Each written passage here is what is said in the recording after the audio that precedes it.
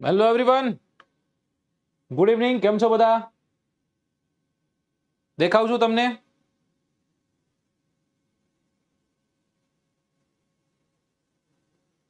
એક વખત મને કન્ફર્મેશન આપી દેજો કે હું તમને દેખાવ છું. હું પણ મોબાઈલ લઈને બેઠો છું સામે, મને તો હું દેખાવ છું, પણ મહત્વનું શું છે, તમને હું દેખાવો જોઈએ. તમને હું દેખાવ છું કે નહીં એ તમારે મને કહેવાનું છે. અવાજ આવે છે કે નહીં એ તમારે મને કહેવાનું છે.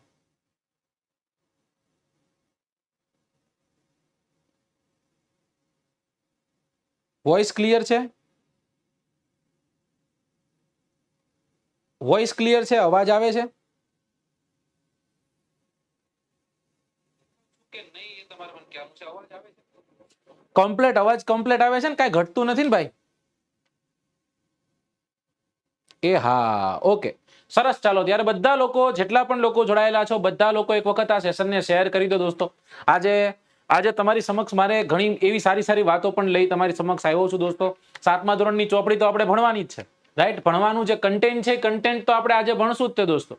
એની સાથે સાથે વેબ સંકુલ જે છે, વેબ સંકુલ ની ઘણી એવી સારી વાતો જે છે તમારી સમક્ષ આજે મૂકવી છે. કારણ કે અમારો પરિવાર કયો, અમારું જે કયો એ અમારા વિદ્યાર્થીઓ છે. અમારા વિદ્યાર્થીઓ જ અમે રૂડા લાગી, અમારા વિદ્યાર્થીઓ વગર અમે કાંઈ નથી સાહેબ, રાઈટ? અને આજે તમારી ઉપસ્થિતિ છે, જેટલા પણ વિદ્યાર્થીઓ છે, એક વખત જરૂરથી કહીશ કે એક વખત લાઈક કરી દો. જો તમને વેબ સંકુલનું કામ પસંદ હોય, રાઈટ, એક વખત આ સેશનને શેર કરી દો, આ સેશનને લાઈક કરી દો. અને તમામ વિદ્યાર્થીઓને દિલના ખૂણેથી એકદમ જે કોર મહત્વનો ભાગ છે ત્યાંથી તમને આવકારું છું આજના સેશનમાં. એપિસોડ નંબર 4, ચોપડી સામાજિક વિજ્ઞાન ધોરણ 7.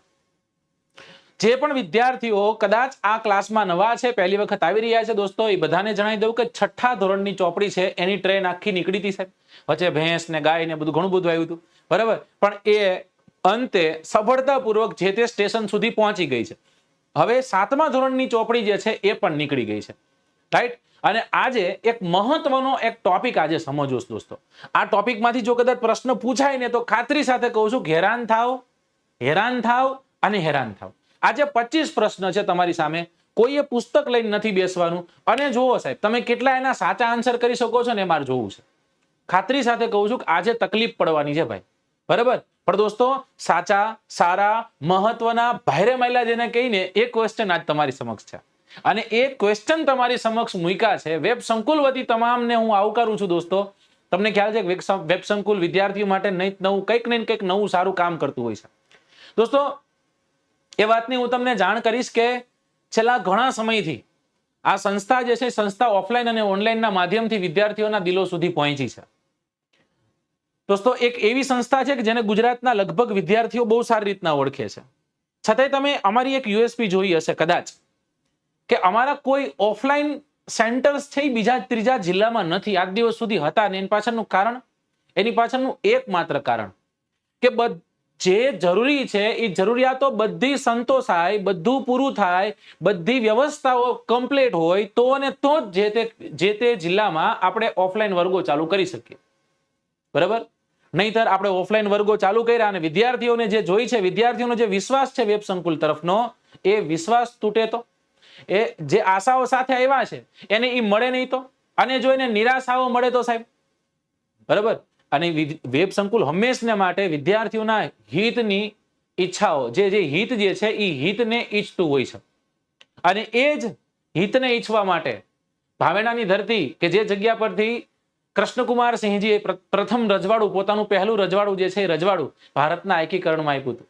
જ્યારે ભાવનગર જિલ્લો હું યાદ કરું ત્યારે મને ભાવનગરનું જબરું એવું લિસ્ટ યાદ આવે છે. એ ભાવનગરના તખતસિંહજી હોય તોય ભલે, એ ભાવનગરના ભાવસિંહજી હોય તોય ભલે, કૃષ્ણકુમાર સિંહજી હોય તોય ભલે, તાલબ નામનો જમાદાર હોય તોય ભલે, બિરાદર નામનો મુસ્લિમ હોય તોય ભલે. સાહેબ, તલગાજડામાં એક સાધુ કે જેને આજે દેશ વિદેશ ફરી અને ભારતની, ગુજરાતની આ સંસ્કૃતિ છે જેને દેશ વિદેશ સુધી પહોંચાડી છે, લોકો સુધી પહોંચાડી છે, એવા આપણા મોરારી બાપુ હોય તોય ભલે, કે હસાવીને પેટમાં દુખાડ દે એવા માયાભાઈ આહિર હોય તોય ભલે. આ બધા નામો તમારી સમક્ષ છે, તમને ખ્યાલ છે, ભાવનગર યાદ આવે એવો પ્રશ્ન તમારી સામે છે. અને પ્રશ્નમાં કવિ પૂછે છે કે 18મી સદીમાં દક્ષિણ ભારતમાં કોણ ધાર્મિક સુધારણાની પ્રવૃત્તિઓ શરૂ કરી હતી? 18મી સદીમાં ભારતમાં કોણે દક્ષિણ ભારતમાં કોણે ધાર્મિક સુધારણાની પ્રવૃત્તિ કરી હતી? દોસ્તો ધાર્મિક સુધારણાઓ, રાઈટ, જે ઓલા ધર્મના આંદોલનો થાય છે દોસ્તો, સુધારણાના આંદોલનો થાય છે, એના ક્વેશ્ચન્સ પૂછાય, ટાઈડ લાગે સાહેબ, મેલેરિયા વાળો તાવ આવે, બરાબર, આમાં તમારો પ્રશ્ન જોવાનો છે. સમર્થ, ગુરુ રામદાસ, ત્યારબાદ છે રામાનુજાચાર્ય, સંત જ્ઞાનેશ્વર કે પછી આદિ શંકરાચાર્ય. આ ચારમાંથી સાચો જવાબ શું છે એ તમારે પસંદ કરવાનો છે. તમારી સમક્ષ ક્વેશ્ચન મૂક્યો છે, ક્વેશ્ચનનો આન્સર તમારે મને દેવાનો છે. ઓકે, ચલો. સેજ ડાર્ક રાખ્યું છે. ડાર્ક એટલા માટે રાખ્યું છે કે તમને ચોખ્ખું દેખાય, બરાબર ને, એટલા માટે આ ડાર્ક રાખ્યું છે કે અક્ષરો તમને ચોખ્ખા દેખાય એટલા માટે. ચલો, લે ડી ફોર હૈદરાબાદ કે છે. ડી ફોર હૈદરાબાદ કઈ રીતના ભાઈ બંધ? ચલો, એ બી સી ડી. સાચો આન્સર શું આવશે આમાં? આમાં સાચો આન્સર શું હોઈ શકે? ચલો છોકરાઓ, આન્સર કરો, આન્સર કરો જલ્દી. નામો તો બધાએ જાણ્યા હશે, નામો તો બધાએ ઓળખતા હશે કદાચ.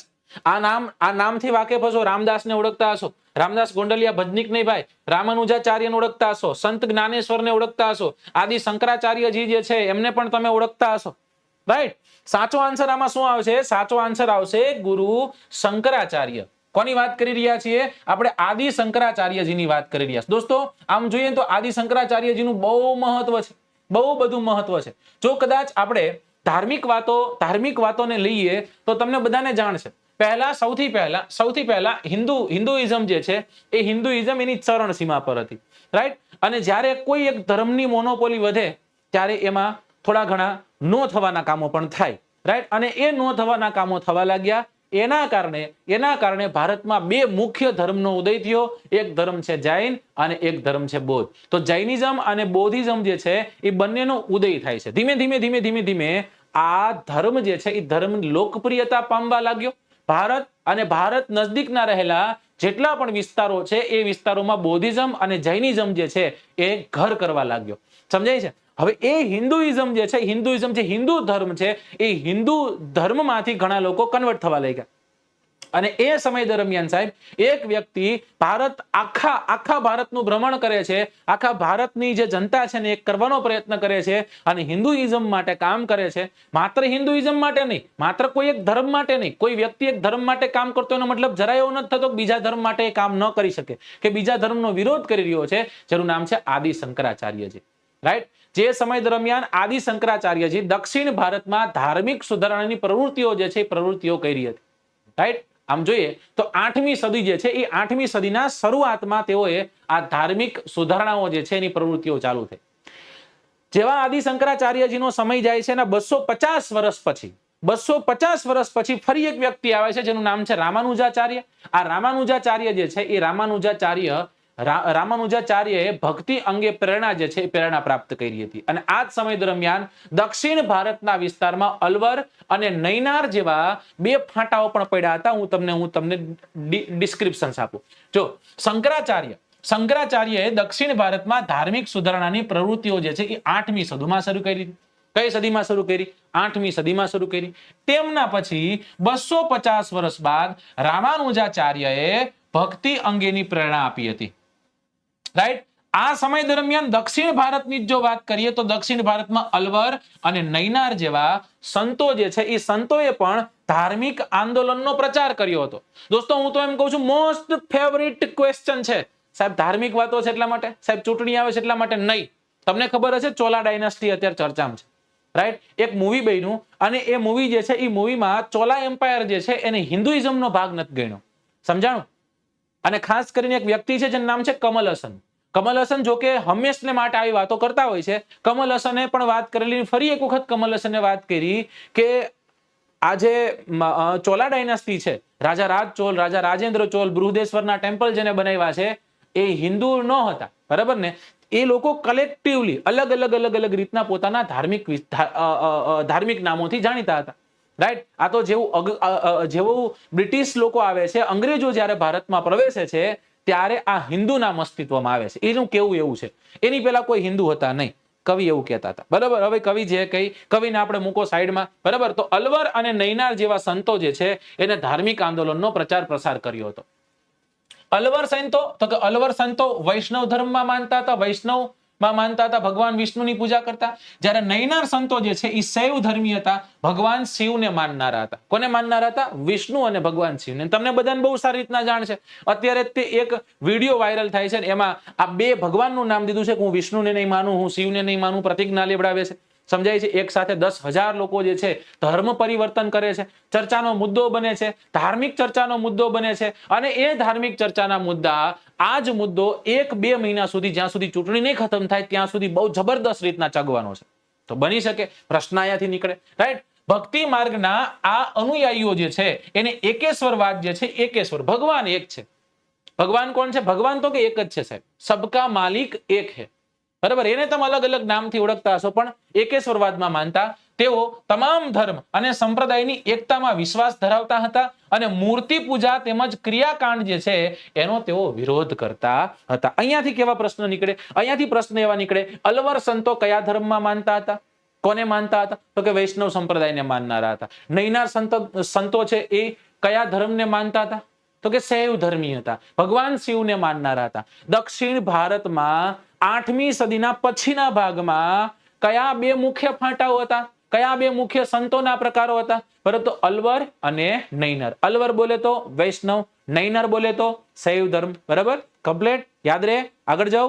ચલો આગળ જાઓ. પ્રશ્ન નંબર 2, રામાનુજાચાર્ય, જે હમણાં આપણે ઓપ્શનમાં હતા પણ આન્સરમાં નહોતા, એ રામાનુજાચાર્યનું જન્મ સ્થળ કયું છે? તલવંડી, કાલડી, પેરુમલુતુર કે પછી ચંપારણ્ય?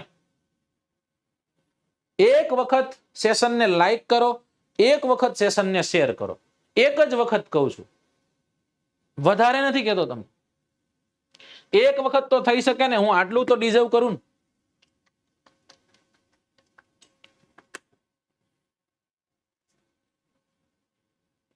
જામો પાડી દેવાનો થાય છે આજે.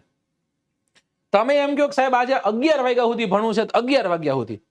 તમે એમ કહો કે સાહેબ 12 વાગ્યા સુધી, તો 12 વાગ્યા સુધી. તમે એમ કહો કે સાહેબ અત્યારે ને અત્યારે બંધ કરી દો, તો અત્યારે ને અત્યારે બંધ કરી દેવું છે. તમે કહો ને એવી રીતના આખું ચાલવાનું છે. તો બધું અબ તુમારે હવાલે, વતન સાથીઓ જેવું છે. ચલો ત્યારે લાગી પડો, શેર કરવા લાગી જાઓ. રાઈટ? સાચો આન્સર શું છે એ સાચો આન્સર કહેતા જજો.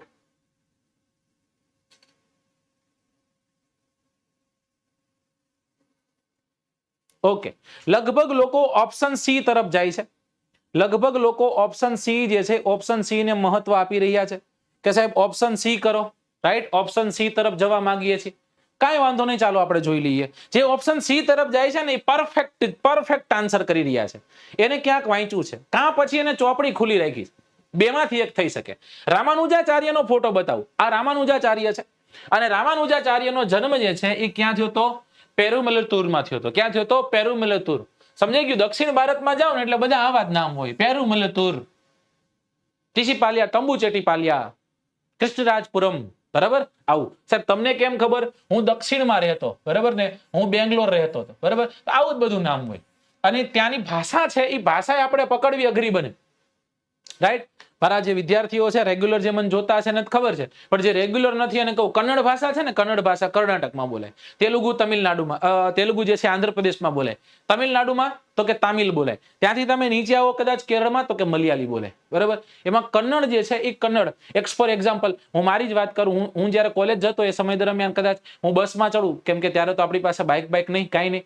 રાઈટ? બસમાં જવાનું, બરાબર? કોક ટિકિટ નો લે, બહુ મજા આવી જતી. તો બસમાં આપણે બેસીએ એટલે એકદમ હોટો-કોટો 6-7 ફૂટ પૂરો, પાતળા બાંધાના નહીં, એકદમ જાડા બાંધાના, અને રંગે ઘુવાણા નહીં, એકદમ રંગે શ્યામ વર્ણના, માથે આમ કહીને આમ તિલો કર્યો હોય અને દાઢી બાઢી રાખી હોય, તમારા પાસે આવે લેવો ગીતરાની વો, એટલે તમે એમ કહો બી જાઓ, ડરી જાઓ, કારણ કે એ લોકોનો ટોન એ પ્રકારનો છે. હે ને? એટલે આપણે એમ કઈ કે ટીસીપાલિયા ઉગીતરું ના, કે આપણે ટીસીપાલિયા જવું છે, 7 રૂપિયા કુડપ્પા, એટલે એમ કે 10 રૂપિયા આપો ભાઈ, એટલે આપણે 10 રૂપિયા આપને સરી, એટલે આપણે એમ કે હા માફી માંગી, માફી નહીં, સરી એટલે ઓકે જવા દઉં છું એમ. બરાબર? દોસ્તો, પિતા તો કે પિતાનું નામ હતું કેશવ, માતા તો કે માતાનું નામ હતું કાંતિમણી. માતા પિતા ને ત્યાં પેરુમલતુરમાં રામાનુજાચાર્યનો જન્મ થયો હતો. ત્યાંથી આપણે આગળ જઈએ. પ્રશ્ન નંબર 3 ચૈતન્ય મહાપ્રભુ એ ચૈતન્ય મહાપ્રભુ જે બંગાળમાં જાય અને બંગાળમાં એક મંત્ર આપે અને એ મંત્ર કયો ગુંજતો થાય છે, કયો ગુંજતો મંત્ર થાય છે દોસ્તો? ફરી વાંચું, ચૈતન્ય મહાપ્રભુ બંગાળમાં કયો મંત્ર ગુંજતો કર્યો હતો? હરિબોલ કે ગોવિંદ બોલ કે પછી રામ બોલ કે પછી ભક્તિ બોલ? કોણ સા બોલ? હા, મને તામિલ આવડે, મને તેલુગુ થોડી ઘણી આવડે અને મને કન્નડ આવડે. કન્નડમાં થોડીક ફાવટ ખરી. કન્નડ બોલતા હોય તો આપણને ખબર પડી જાય કે આપણને ઠારો દે છે. ચલો, આમાં સાચો આન્સર શું હોઈ શકે? What will be the right answers my dear friends? શું સાચો આન્સર હોઈ શકે આમાં? તમામ વિદ્યાર્થીઓ જે છે, વિદ્યાર્થીઓ તરફ હું કાગ ડોકે જોઈ રહ્યો છું કે મારા વિદ્યાર્થીઓ સાચો આન્સર દેશે. દોસ્તો, બે નામો જોવાના છે. એક છે જયદેવ, એક છે જયદેવ. આ જયદેવ એટલે કોણ સાહેબ? એક ઓલા ગણપતિ ભગવાન આવે ને ત્યારે એમની આરતીમાં ન થતું જયદેવ જયદેવ, એ જયદેવ નહીં. આ જયદેવ એટલે કોણ? આ જયદેવ એટલે ગીત ગોવિંદ જેને લખ્યો છે તે. આ જયદેવ એટલે કોણ? જેને સંસ્કૃત ભાષાનો ગીત ગોવિંદ લખ્યો છે, જેનો પ્રભાવ નરસૈયા ઉપર પડ્યો તો, નરસિંહ મહેતા ઉપર પડ્યો તો, અને પછી નરસિંહ મહેતાએ જે લખ્યું એ તો ઇતિહાસ થઈ ગયો, જેને આપણે ભણવું પડે, જેને આપણે સમજવું પડે. એ નરસિંહ મહેતા જે જયદેવના ગીત ગોવિંદ નામના ગ્રંથ પરથી પ્રેરાયા હતા, એ જયદેવની વાત છે. એ જયદેવની સાથે સાથે ચૈતન્ય મહાપ્રભુ, આવા મોટા સંતો છે આ બંને. અને આ સંતો જે સમય દરમિયાન થઈ ગયા, એ સમય દરમિયાન ચૈતન્ય મહાપ્રભુ કૃષ્ણ ભક્તિને વરેલા હતા. કોને વરેલા હતા? કૃષ્ણ ભક્તિને વરેલા હતા. આજે પણ તમે દોસ્તો કૃષ્ણ ભક્તિને માનતા હોય, વૈષ્ણવ સંપ્રદાયને માનતા હોય, ઇસ્કોન ટેમ્પલમાં તમે જતા હશો એટલે કે હરે રામ હરે કૃષ્ણ હરે રામ કરતા હશે, રાઈટ? એટલે ભગવાન જે છે ભગવાનમય બની જવાનું.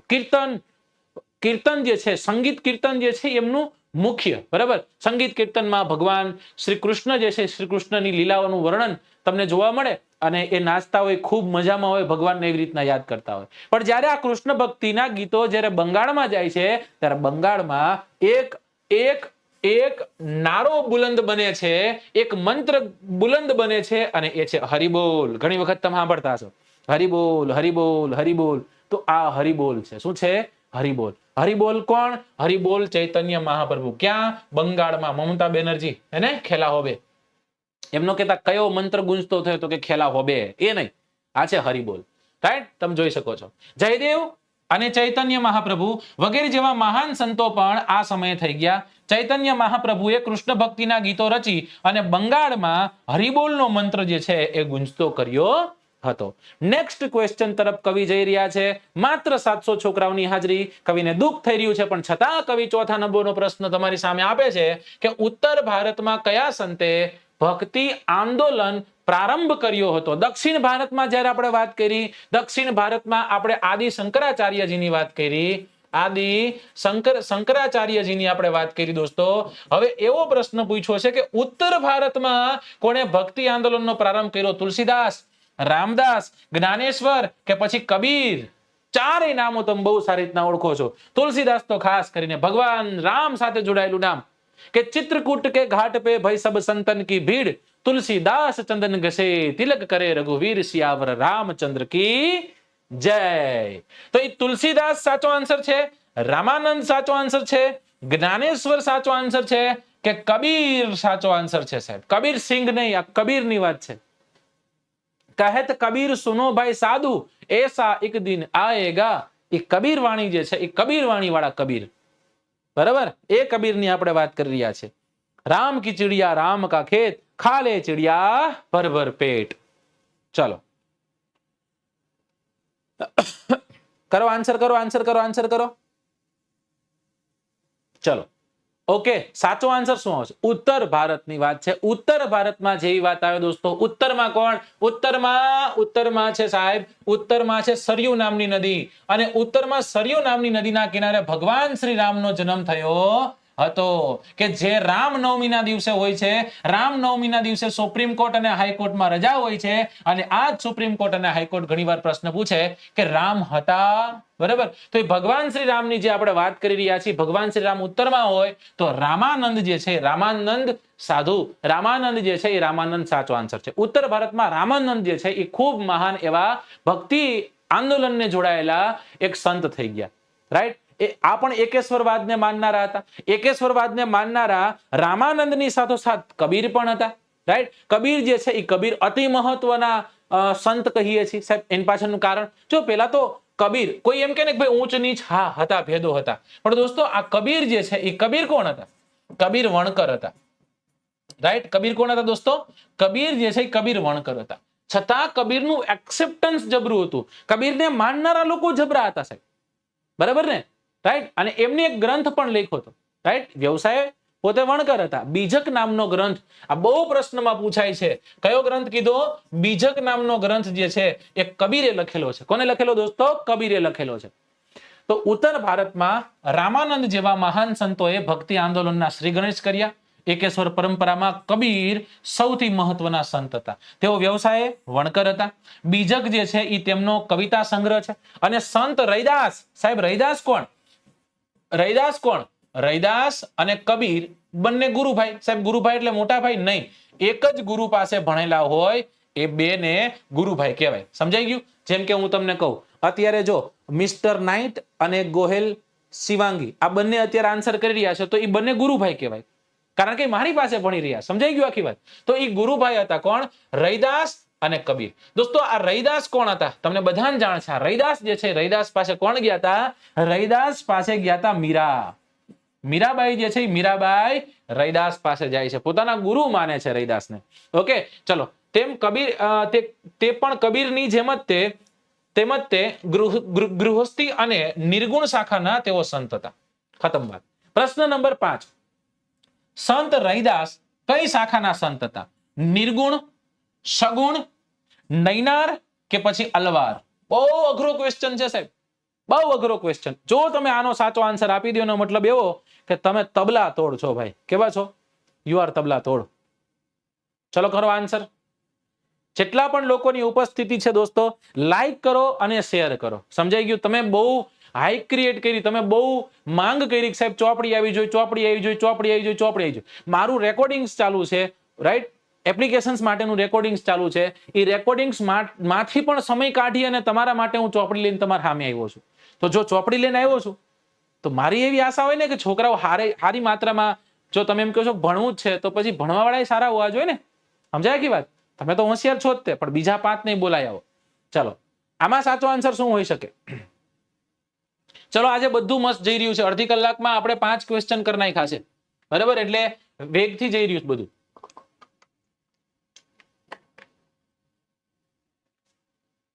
માત્ર 25 ક્વેશ્ચન્સ છે.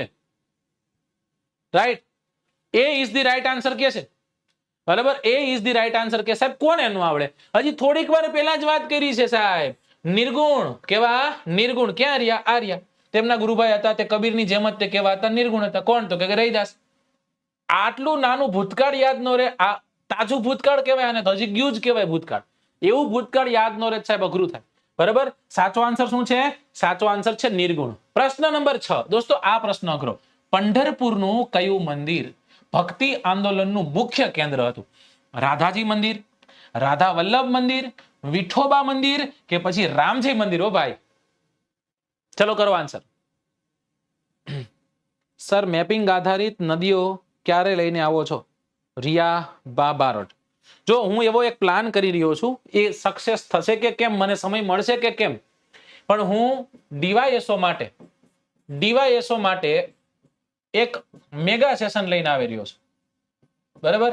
અને આ મેગા સેશન જે છે એમાં હું તમને ઇન્ડિયન જીઓગ્રાફી કરાવીશ. શું કરાવીશ? Indian geography. વિથ ડિટેલ નહીં કરાવું સાહેબ, જેટલું જરૂરી છે ને એટલું જ આપણે ઉપર છલ્લું થોડુંક સ્પીડ થી ભણશું. સમજાઈ ગયું? એટલે શું, તમારે તાજું તે ડીવાયએસઓ માં બધું પડે અને તમે સાચો આન્સર કરી જાવ એવું. ચલો, આમાં સાચો આન્સર શું આવશે? પંઢરપુરનું કયું મંદિર ભક્તિ આંદોલનનું કેન્દ્ર હતું? મહારાષ્ટ્ર. એ મહારાષ્ટ્ર જે છે એ મહારાષ્ટ્રમાં ભક્તિ આંદોલન છવાઈ જાય છે. ઉત્તર ભારતની જેમ જ તે ભક્તિ આંદોલન મહારાષ્ટ્રમાં પણ ચાલે, બંગાળમાં પણ ચાલે, દક્ષિણ ભારતમાં ચાલે, ઉત્તર ભારતમાં પણ ચાલે. અને એ મહારાષ્ટ્રનું પંઢરપુર નામનું ગામ, અને પંઢરપુર નામનું ગામ, અને એ પંઢરપુર નામના ગામનું લગભગ લોકો બી કરી રહ્યા છે આન્સર, જે પણ બી કરી રહ્યા છે ને બધાને મારા તરફથી 1 કરોડ રૂપિયાના આશીર્વાદો જે છે એ આપવામાં આવે છે અહીંયાથી, બરાબર. પંઢરપુરનું વિઠોબા મંદિર, કેવું મંદિર? વિઠોબા મંદિર જે છે, વિઠોબા મંદિર જાણીતું છે, રાઈટ. મહારાષ્ટ્ર જેવું યાદ આવે ને એટલે મને એક વ્યક્તિ યાદ આવે, અને એ કોણ? તો કે એ વ્યક્તિનું નામ છે જ્ઞાનેશ્વર. કોણ છે? જ્ઞાનેશ્વર, બરાબર. આ જ્ઞાનેશ્વરજી છે, બહુ નાની ઉંમરે ભક્તિ આંદોલન જે છે, ભક્તિ આંદોલન સાથે જોડાય છે. જ્ઞાનેશ્વર મહારાષ્ટ્રના ભક્તિ આંદોલનના શ્રી ગણેશ કરે છે. માત્ર 1 2 3 4 5 6 15 20 25 વર્ષની વયે તેઓ આ આંદોલનમાં જોડાય છે, સક્રિય બને છે અને આ આંદોલનને સક્સેસ બનાવે છે. સમજાય છે દોસ્તો? આજ જ્ઞાનેશ્વરજીએ જો મતાંતરો ગમે એટલા હોઈ શકે, આજ તે ભારતના લોકોની અને ભારતની એકતાની ખાસિયત છે સાહેબ. વિશ્વનો કોઈ એવો દેશ નથી જે દેશમાં કોઈ ધાર્મિક પુસ્તક છે, પુસ્તક ઉપર ટિપ્પણી કરી હોય. ફોર એક્ઝામ્પલ, કોઈ મુસ્લિમ કન્ટ્રી છે, મુસ્લિમ ધર્મનો જ અંગીકાર કરેલો છે, બરાબર. એ કન્ટ્રીએ જેને પોતાની નેશનાલિટી મુસ્લિમ દીધી છે, બરાબર ને, ધર્મ જે છે એ ધર્મ કીધો છે, અમારા દેશનો ધર્મ મુસ્લિમ છે. કે પછી કોઈ એક દેશ છે જેને ક્રિશ્ચન ધર્મ જે છે એને પોતે અપનાવ્યો છે, રાઈટ, ખ્રિસ્તી ધર્મને અપનાવ્યો છે. હવે એ ધર્મમાં જો ક્રિશ્ચન ધર્મના બાઇબલ ઉપર કોઈ કટાક્ષ લખે તો એને જેલ થાય. સમજાય છે? મુસ્લિમ ધર્મના કુરાને શરીફ ઉપર કઈ લખાય તો સાહેબ 100% જેલ થાય. આ ભારત એકમાત્ર દેશ એવો છે કે જેમાં જ્ઞાનેશ્વરજી છે ને, જ્ઞાનેશ્વરજીએ ભગવદ્ ગીતા. ભગવદ્ ગીતા એટલે શું સાહેબ? તમને બધાને જાણ છે. ભગવદ્ ગીતા એટલે એવું કહેવાય, ગાંધી બાપુ એમ કહેતા કે મને જયારે રસ્તો ન મળે ને, કાંઈ હું ગૂંચવાઈ જાઉં ને, તો ભગવદ્ ગીતાને વાંચી લેતો. દોસ્તો બહુ સાચી વાત છે. આના 18 અધ્યાય એકવાર વાંચજો તમે, રાઈટ. તમને બધું સમજાવી દીધું છે આમાં. અને આને અનુસરો એટલે જિંદગી જીંગાલાલા જેવું છે.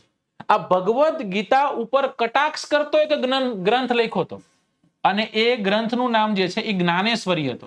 કયો ગ્રંથ હતો? જ્ઞાનેશ્વરી ગ્રંથ. દોસ્તો પ્રશ્ન ક્યાંથી નીકળે? પ્રશ્ન પૂછાય કોને? ભગવદ્ ગીતા પર કટાક્ષ કરતો ગ્રંથ લખ્યો હતો જ્ઞાનેશ્વરજીએ. જ્ઞાનેશ્વરજીએ ભગવદ્ ગીતા પર કટાક્ષ કરતો કયો ગ્રંથ લખ્યો હતો? જ્ઞાનેશ્વરી લખ્યો હતો. જ્ઞાનેશ્વરજી કયા રાજ્યથી ભક્તિ આંદોલનના શ્રી ગણેશ કર્યા હતા? મહારાષ્ટ્રથી. 15 વર્ષની વયે નિમ્નલિખિત કયા એક મહાન સુધારક, મહાન વિચારક, મહાન સંતે મહારાષ્ટ્રમાંથી કે પછી કોઈ પણ જગ્યાથી ભક્તિ આંદોલનના શ્રી ગણેશ કર્યા હતા? ત્યારે પણ આન્સર શું આવતા હે? આન્સર આવતા હે જ્ઞાનેશ્વરજી. પંઢરપુરનું મંદિર જે છે ભક્તિ આંદોલન સાથે જોડાયેલું છે. ટેટટાટની ભરતી ક્યારે આવશે? ટેટટાટની ભરતી છે ને એ લગભગ તારાપુર ચોકડી પહોંચી છે. તારાપુર ચોકડીથી આવતા થોડોક ટ્રાફિક થાય તો વધુ સમય લાગશે. જો ટ્રાફિક નહીં હોય તો હટ લઈને આવી જશે. ચલો, મહારાષ્ટ્ર જે છે એ મહારાષ્ટ્રમાં ભક્તિ આંદોલન ઉપર ભારતની બરાબર સાથે ચાલતું હતું. પંઢરપુરનું વિઠોબા મંદિર છે એ એનું મુખ્ય કેન્દ્ર હતું. જ્ઞાનેશ્વરે મહારાષ્ટ્રમાં ભક્તિ આંદોલનના શ્રી ગણેશ કર્યા હતા. ફક્ત 15 વર્ષની નાનકડી એવી ઉંમરે તેમણે ભગવદ્ ગીતા ઉપર ટીકા કરતો જ્ઞાનેશ્વરી નામનો ગ્રંથ લખ્યો હતો. અને નામદેવ જે છે એ નામદેવ પણ યુવાનીમાં અધર્મ માર્ગ જે છે એને અપનાવ્યો હતો. ચલો ત્યાંથી આગળ જઈએ. પ્રશ્ન નંબર 7.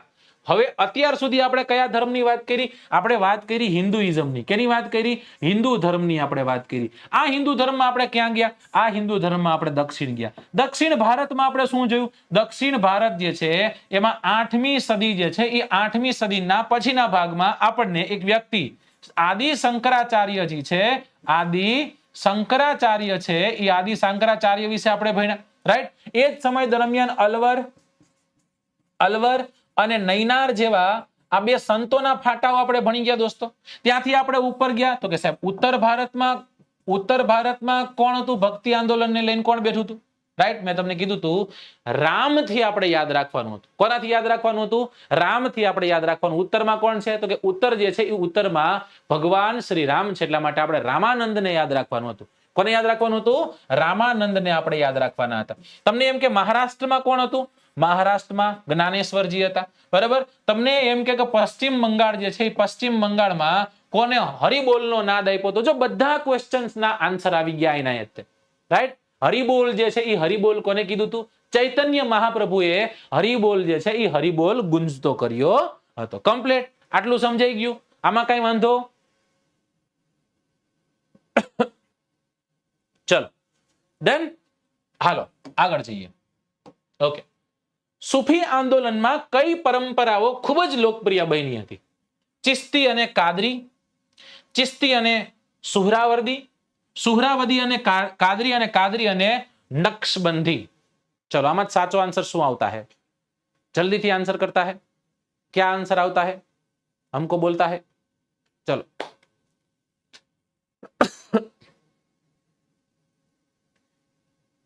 Very good.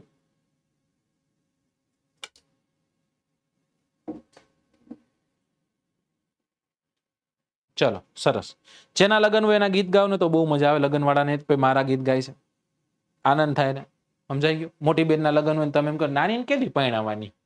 એ નાની નહીં આવશે લગ્ન, નાનીનો સમય થશે ત્યારે નાની પરણી જશે।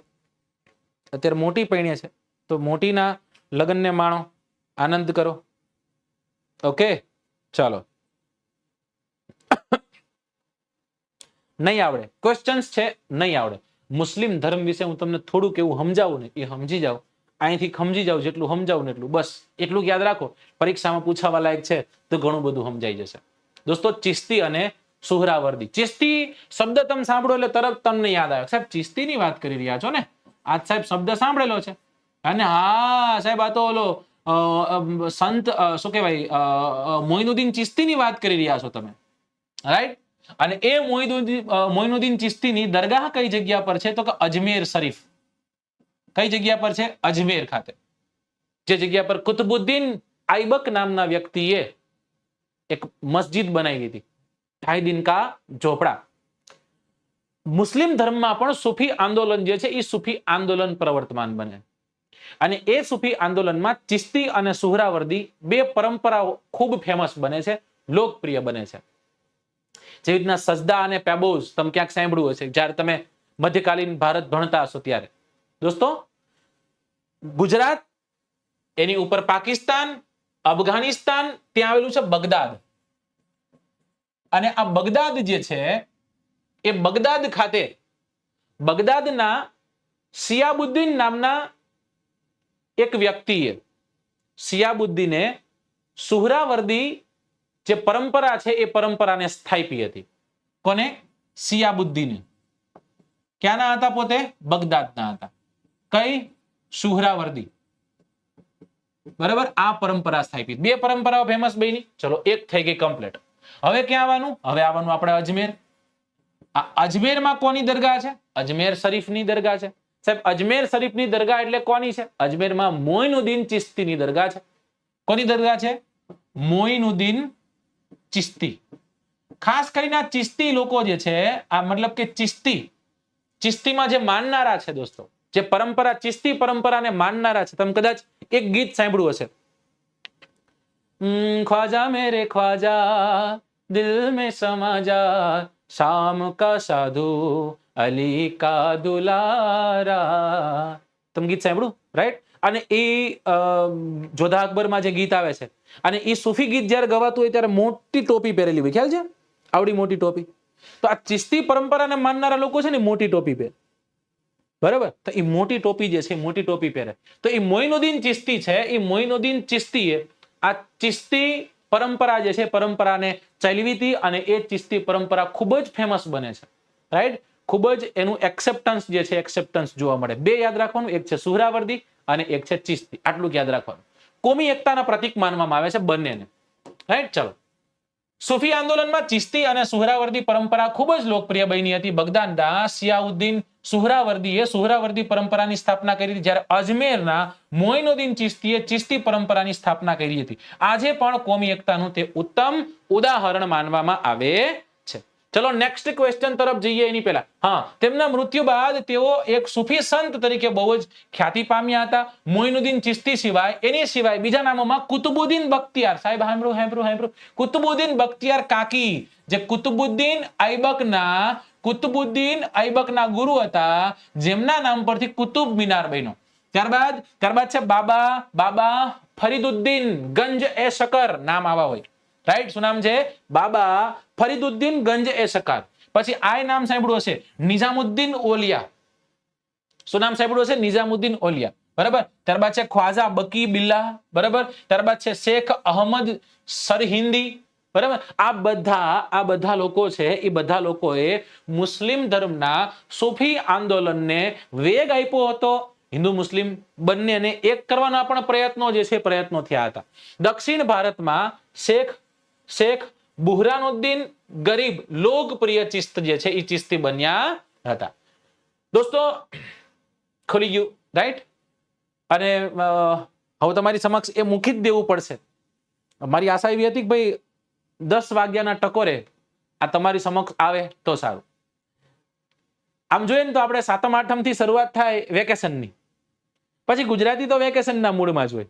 7મ 8મમાં વેકેશનમાં હોય. 7મ 8મનું વેકેશન જાય એટલે તરત રાહ જોતો હોય કે સાહેબ નવરાત્રા ક્યારે આવે. જેવા નવરાત્રી આવે એટલે નવરાત્રામાં પોતે પેલા વેલકમ નવરાત્રી કરે 5-10 દિવસ પહેલા, પછી 9-10 દી રમે, પછી પૂનમ સુધી રમે. કાલે પૂનમ છે, કાલે રમશે ને તો એમ કે છે આવી ગઈ ખબર ન પડી. સમજાણું?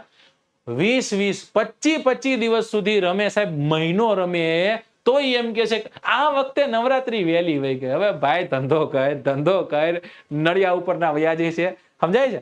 તો ધર્મમાં માનનારા લોકો છે, આપણે આનંદ કરવા વાળા માણસો છે. ત્યાંથી આગળ જાય ને એટલે તરત જ તે ખૂબ હર્ષ ઉલ્લાસથી જોડાયેલો એક પર્વ, જેને ગુજરાતી તો ખાસ માને છે, ભારત આખો માને છે, રાઈટ? ભગવાન શ્રી રામ છે એ ભગવાન શ્રી રામ સાથે જોડાયેલો આ પર્વ છે. અને એ પર્વ એટલે દીપાવલી, એટલે કે દિવાળી. દોસ્તો દિવાળી એટલે આસો મહિનાના વદ પક્ષની અમાસ. જેવી આસો મહિનાના વદ પક્ષની અમાસ ખતમ થાય છે અને કારતક મહિનાના સુદ પક્ષની એકમ બેસે છે, જેને આપણે પૈળવો કહીએ છીએ, જેને આપણે પ્રથમ દિવસ કહીએ છીએ, જેમાં સાલની શરૂઆત થાય છે, એટલે આપણે એકબીજાને મળી, એકબીજાને ભેટી સાલ મુબારક કહીએ છીએ. કદાચ વેર ગમે એવું હોય ને સાહેબ, તોય ગામમાં લોકો જે છે એ લોકો એ ઘરની મુલાકાત લેશે, સાલ મુબારક કહેશે, મીઠાઈ ખાશે, એકબીજાને ભેટશે, રામ રામ કહેશે. સમજાય છે? એવો એક પર્વ આવી રહ્યો છે. આપણું નવું વર્ષ આવવા જઈ રહ્યું છે અને એ નવા વર્ષની શુભકામનાઓ અમે ન આપીએ, વેબ સંકુલ તમને ન આપે એવું બને ખરું? તમને એવું ક્વેશ્ચન તરફ જઈએ. 8 કયા સંતના શિષ્યમાં હિન્દુ મુસ્લિમનો સમાવેશ થતો હતો? એ સાહેબ આવું તો થાય ને, એવો થતો ને, રાઈટ? જ્ઞાનદેવ, નરસિંહ મહેતા, કબીર કે શંકરાચાર્ય? બસ ખતમ થઈ ગઈ વાત. ઓપ્શન ઉપરથી જ ખબર પડી ગઈ કે આ જ આન્સર હોઈ શકે.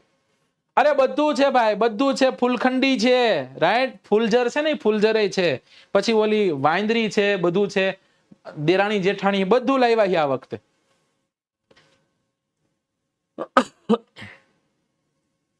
ચલો, કેટલા વાગે પણ કાલે કેટલા વાગે?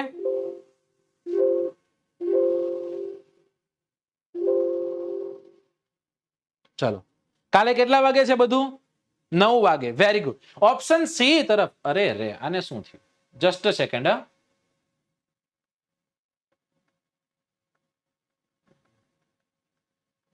જો આનાથી કંટ્રોલ નથી થતું કે સાહેબ હવા કાલે 9 જલ્દી વાગે.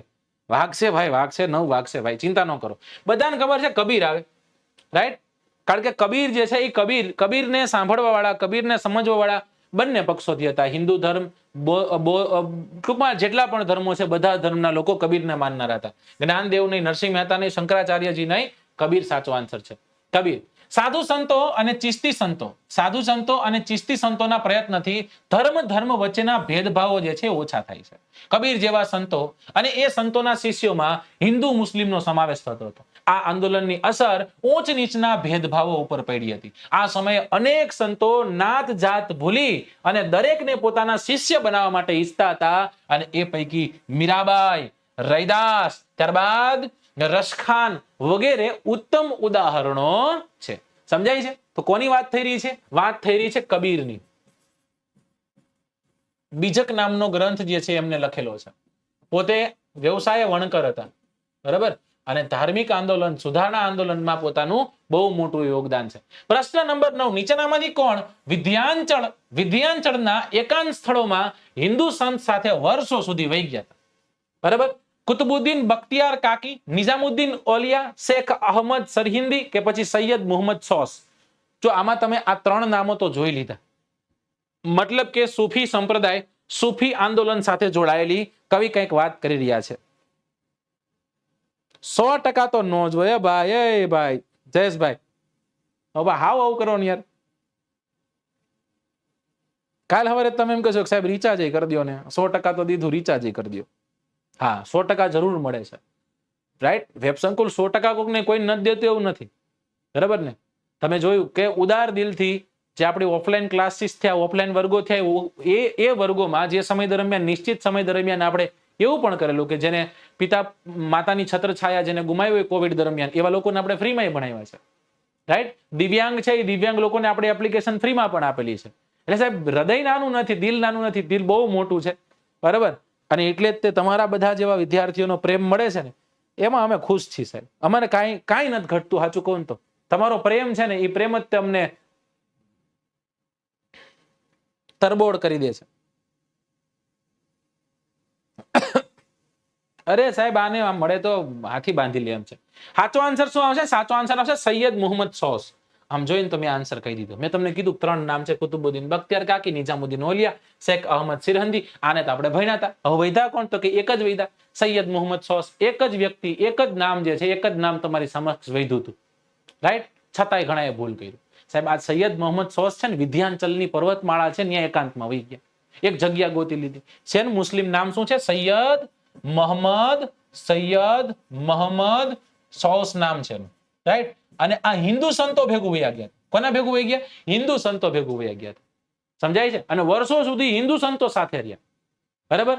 અને મુસ્લિમ રહસ્યવાદી વિચારધારાઓ જે છે, એ વિચારધારાઓમાં સંખ્યાબંધ ઘણા બધા હિન્દુઓ જે છે, એ હિન્દુ રહસ્યવાદી ક્રિયાઓ છે, એ ક્રિયાઓને ભેગી કરી. અને મુસ્લિમ અને હિન્દુઇઝમ જે છે, એ બંનેની સારી સારી વાતોને ભેગી કરી ઘણી બધી પ્રાર્થનાઓ જે છે, પ્રાર્થનાઓ પણ સંસ્કૃતમાં તૈયાર કરે છે. એ સૈયદ મોહમ્મદ સોસ છે. સૈયદ મોહમ્મદ સોસ વિધ્યાંચલના એકાંત સ્થાનોમાં હિન્દુ સંતો સાથે વર્ષો સુધી રહ્યા હતા. મુસ્લિમ રહસ્યવાદી વિચારધારામાં સંખ્યાબંધ હિન્દુ રહસ્યવાદી ક્રિયાઓ અને પ્રાર્થનાઓ જે છે, પ્રાર્થના ઉમેરાઈ હતી. સૂફીઓએ હિન્દુઓની કેટલીક ધાર્મિક ક્રિયાઓ, ધાર્મિક વિધિઓ જે છે, એ પણ અપનાવી હતી. પ્રશ્ન નંબર 10. 14મી સદીમાં વ્યાકરણ અને કાવ્યશાસ્ત્રનો કયો ગ્રંથ મણિપ્રવાલમ આ શૈલીમાં રચાયેલો હતો? ફરી એક વખત વાંચું. 14મી સદીમાં વ્યાકરણ અને કાવ્યશાસ્ત્રનો કયો ગ્રંથ મણિપ્રવાલમ શૈલીમાં લખાયો હતો?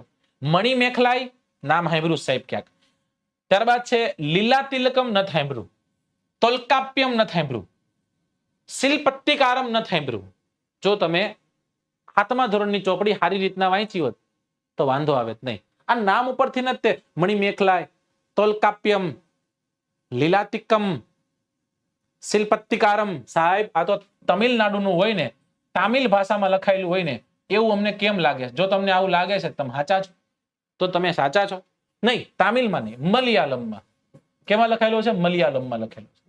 આ મલયાલમ એટલે મલયાલમ લેંગ્વેજ જે કેરળમાં બોલાય, રાઈટ. મલયાલમ લેંગ્વેજ જે છે, એ કેરળમાં બોલાતી એક ભાષા છે. દોસ્તો, 9મી સદી, હવે 8મી સદીમાં 9મી સદી, એ 9મી સદીમાં સ્થાપવામાં આવેલી એક જગ્યા, રાઈટ, જેનું નામ છે મહોદયપુરમ. અને એ મહોદયપુરમનું ચેર રાજ્ય, ચેર સામ્રાજ્ય, ચેર ને ચોલ ને ચૈદી ને ચંદેલા આવા 4 ચો સાથે જોડાયેલા અલગ અલગ રાજવંશો આવી ગયા. અને એ ચેર રાજ્ય છે, જે હાલના કેરળનો વિસ્તાર છે, એ કેરળના ભાગમાં ચેર સામ્રાજ્ય પ્રવર્તમાન હતું. ચોલ કે તો તમિલનાડુ, તંજાવુર ડિસ્ટ્રિક્ટ, યાદ રાખશું આપણે, રાઈટ.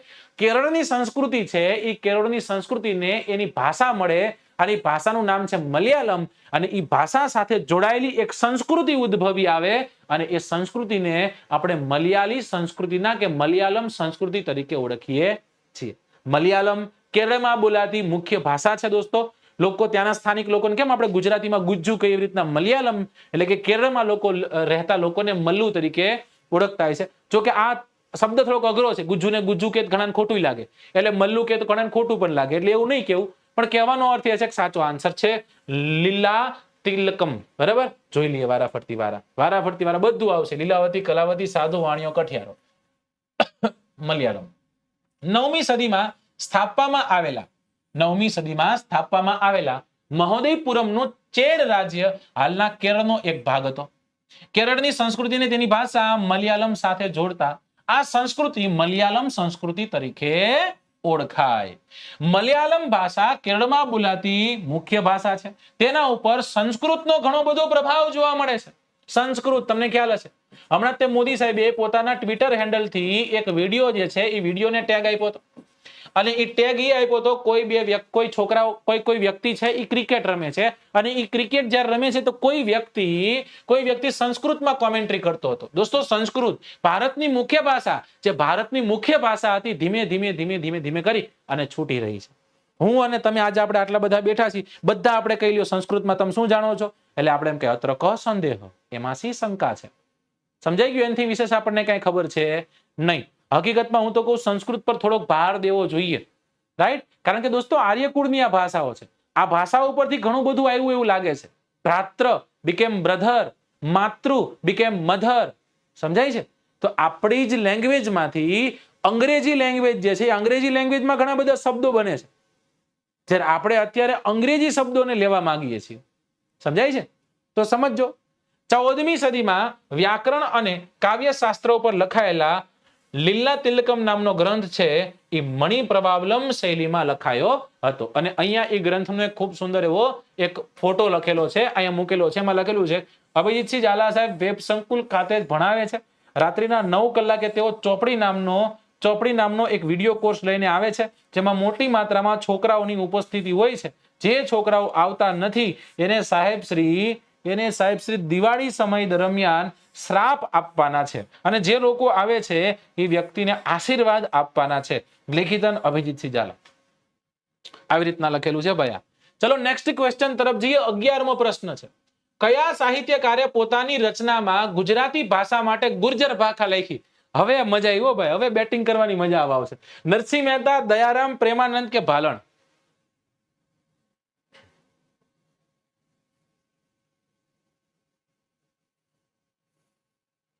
અમદાવાદમાં સ્ટાર્ટ થશે. થોડુંક જીરવી જાઓ, થોડુંક જીરવી જાઓ. હવે ચિંતા ન કરતા, આવશે, સબ આયેગા.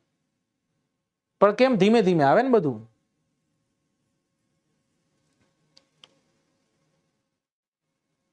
ચલો સાચો આન્સર કરો.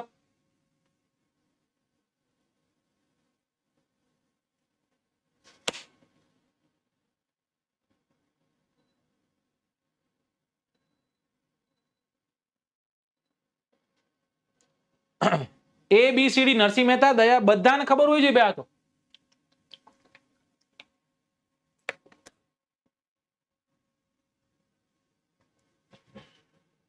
જો તમને આ નથી ખબર તો મને દુઃખ થશે ભાઈ. ચલો સાચો આન્સર શું આવે છે? સાચો આન્સર આવશે, બધાને ખ્યાલ છે સાહેબ, Bhalan will be the right answer. બરાબર? ભાલણ, દયારામ, પ્રેમાનંદ, નરસિંહ મહેતા. ઓકે, શરૂઆત ક્યાં થાય? આ વ્યક્તિ કોણ છે? આ ભાલણ નથી, આ પ્રેમાનંદજી છે. અને કોકે તો કીધું છે કે ભાઈ પ્રેમાનંદને તમે પાઘડી વગરના ચિતરવા જરૂરી નથી. પ્રેમાનંદ તો પ્રેમાનંદ છે. નરસિંહ મહેતાએ શામળદાસના વિવાહ, ત્યારબાદ કુંવરબાઈનું મામેરું, હુંડી, સુદામા ચરિત્ર, દાણ લીલા વગેરે જેવી કૃતિઓની રચના કરી હતી. મીરાબાઈએ પણ કૃષ્ણ ભક્તિને કેન્દ્રમાં રાખી અને ઘણા બધા પદો રચ્યા હતા. પ્રેમની પ્રેમની પ્રેમની રે, મને લાગી કટારી ઓલી પ્રેમની રે. રાઈટ? મીરાબાઈની રચના છે. મેરે દો ગિરધર ગોપાલ દૂજો ન કોઈ, મીરાબાઈની રચના છે. પાયોરી મેને રામ રતન ધન પાયો, મીરાબાઈની રચના છે. રામ રમકડું જડ્યું રાણાજી મને, રામ રમકડું જડ્યું, મીરાબાઈની રચના છે. જ્યારે નરસિંહ મહેતાની વાત કરીએ તો જાગને જાદવા કૃષ્ણ ગોવાળિયા, તુજબીન ભેરમાં કોણ જાશે, અખિલ બ્રહ્માંડમાં એક તું શ્રી હરિ, એમની રચના છે. હું કરું એ જગનાંતા, સકટનો ભાર જાણે સ્વાન તાણે, નરસિંહ મહેતાની રચના છે. મારી હુંડી સ્વીકારો મહારાજ રે સાંભળા ગિરધારી, નરસિંહ મહેતાની રચના છે. બરાબર? નરસિંહ મહેતાએ લખેલું છે, જડ કમળ છાડી જાને બાળા, સ્વામી અમારો જાગશે તને મારશે મને બાળ હત્યા લાગશે. નરસિંહ મહેતાની રચના છે. બરાબર? જ્યારે આપણે પ્રેમાનંદની વાત કરીએ તો પ્રેમાનંદે ઘણા બધા આખ્યાનો લખ્યા છે. ભાલણ એ વ્યક્તિ પહેલો છે કે જેને સૌપ્રથમ પોતાની રચનામાં કીધું કે ગુજરાતી ભાષા, ગુર્જર ભાષા જે છે એ ગુર્જર ભાષા હું લખું છું. ત્યારે ગુજરાતી ભાષાને ઉન્નતિ માટે કામ કોને કર્યા? પ્રેમાનંદે. પ્રેમાનંદને પોતાના ગુરુ, જેનું નામ શું હતું? જેનું નામ હતું રામચરણ. અને આ રામચરણજી એમ કે છે કે ઉંબર છોડી ને ડુંગર ચમ પૂજે છે. ત્યારે એને લાગે છે, સમજાઈ જાય છે કે હા સમજાઈ ગયું, ગુજરાતી ભાષામાં લખવાનું કે છે. આ તો માથેથી પાઘડી ઉતારે, પાઘડી ઉતારીને કહી દે આજ પછી કોઈ દી પાઘ ધારણ કરું નહીં જ્યાં સુધી મને ગુજરાતી ભાષાની મારી ગુજરાતી ભાષાને ઉન્નતિ ન મળે. પછી તો પ્રેમાનંદ ઘણું બધું લખે છે. નરસિંહે જે લખ્યું એ બધું આખ્યાન સ્વરૂપે પ્રેમાનંદ રચે છે. રાઈટ. સખી આજની ઘડી તે રડિયામણી મારા વાલા આવ્યાની વધામણી રે, આજની ઘડી તે રડિયામણી. વાહ ભાઈ વાહ, નરસિંહ મહેતાની રચના છે, ખૂબ સરસ. લ્યો દોસ્તો, જ્યારે આપણે વાત કરીએ ભાલણની તો તેઓ પાટણના મોઢ બ્રાહ્મણ હતા. કેવા હતા? મોઢ બ્રાહ્મણ. તેમને આખ્યાનના પિતા તરીકે ઓળખવામાં આવે. કારણ કે જો આખ્યાન પ્રથમ લખ્યું કોને?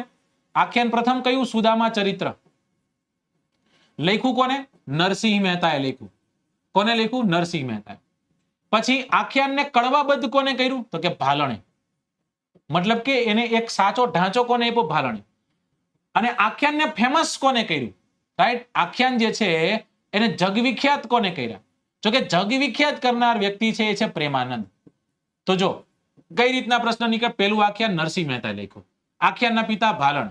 આખ્યાનકાર, આખ્યાન શિરોમણી ગાગરિયા ભટ્ટ કે તો માણ ભટ્ટ કે જે કે કોણ? તો કે પ્રેમાનંદજી. રાઈટ. તેમની જાણીતી કૃતિઓમાં ધ્રુવાખ્યાન છે, મૃગ્યાખ્યાન છે, શિવ ભીલડી સંવાદ છે. રાઈટ. આવા સંવાદો જે છે પ્રેમાનંદજીએ લખેલા છે. ત્યારબાદ છે 12મી સદીમાં ગંગવંશના કયા રાજાએ પુરીમાં જગન્નાથ મંદિરનું નિર્માણ કરાવ્યું હતું? નરસિંહ વર્મન, કૃષ્ણદેવરાય, અનંત વર્મન કે પછી અનંગ ભીમ ત્રીજો? તમામ વિદ્યાર્થી મિત્રો પોતાના મિત્ર વર્તુળમાં લાઈક અને શેર કરે અને આ વિડીયો જે છે ને લાઈક, કોમેન્ટ અને ચેનલને સબસ્ક્રાઇબ કરી વધાવી લેશો. દોસ્તો, તમારા પ્રેમ પ્રતિસાદની જરૂર અમારે બહુ હોય છે. જ્યારે લેક્ચર ખતમ થાય તમને એમ લાગે કે આ સાહેબની આ 2 કલાકની મહેનત છે, અમને મજા આવી, તો જરૂરથી તમારે તમારા જ્યારે લેક્ચર ખતમ થાય ત્યારે કોમેન્ટ બોક્સમાં તમારે કોમેન્ટ કરવી. બરાબર. તમારા કોઈ સુઝાવ હોય તો પણ તમારે કેવું, નેક્સ્ટ કયા ટોપિક લઈને આવા એ પણ તમને તમારે કેવું, તમારે કહેવાનું. બરાબર. અમને એમ લાગશે કે હકીકતમાં લાવવા જેવો છે, 100% લાવશું સાહેબ. ડન. ચલો નેક્સ્ટ ક્વેશ્ચન તરફ જઈએ એની પહેલા આનો આન્સર દઈ દો દોસ્તો. Anant Varman will be the right answer. અરે નરસિંહ વર્મન કેનકોર ભાઈ, વાંચો. 12મી સદીમાં ગંગ વંશના કયા રાજાએ પુરીમાં જગન્નાથ મંદિરનું નિર્માણ કરાવ્યું હતું?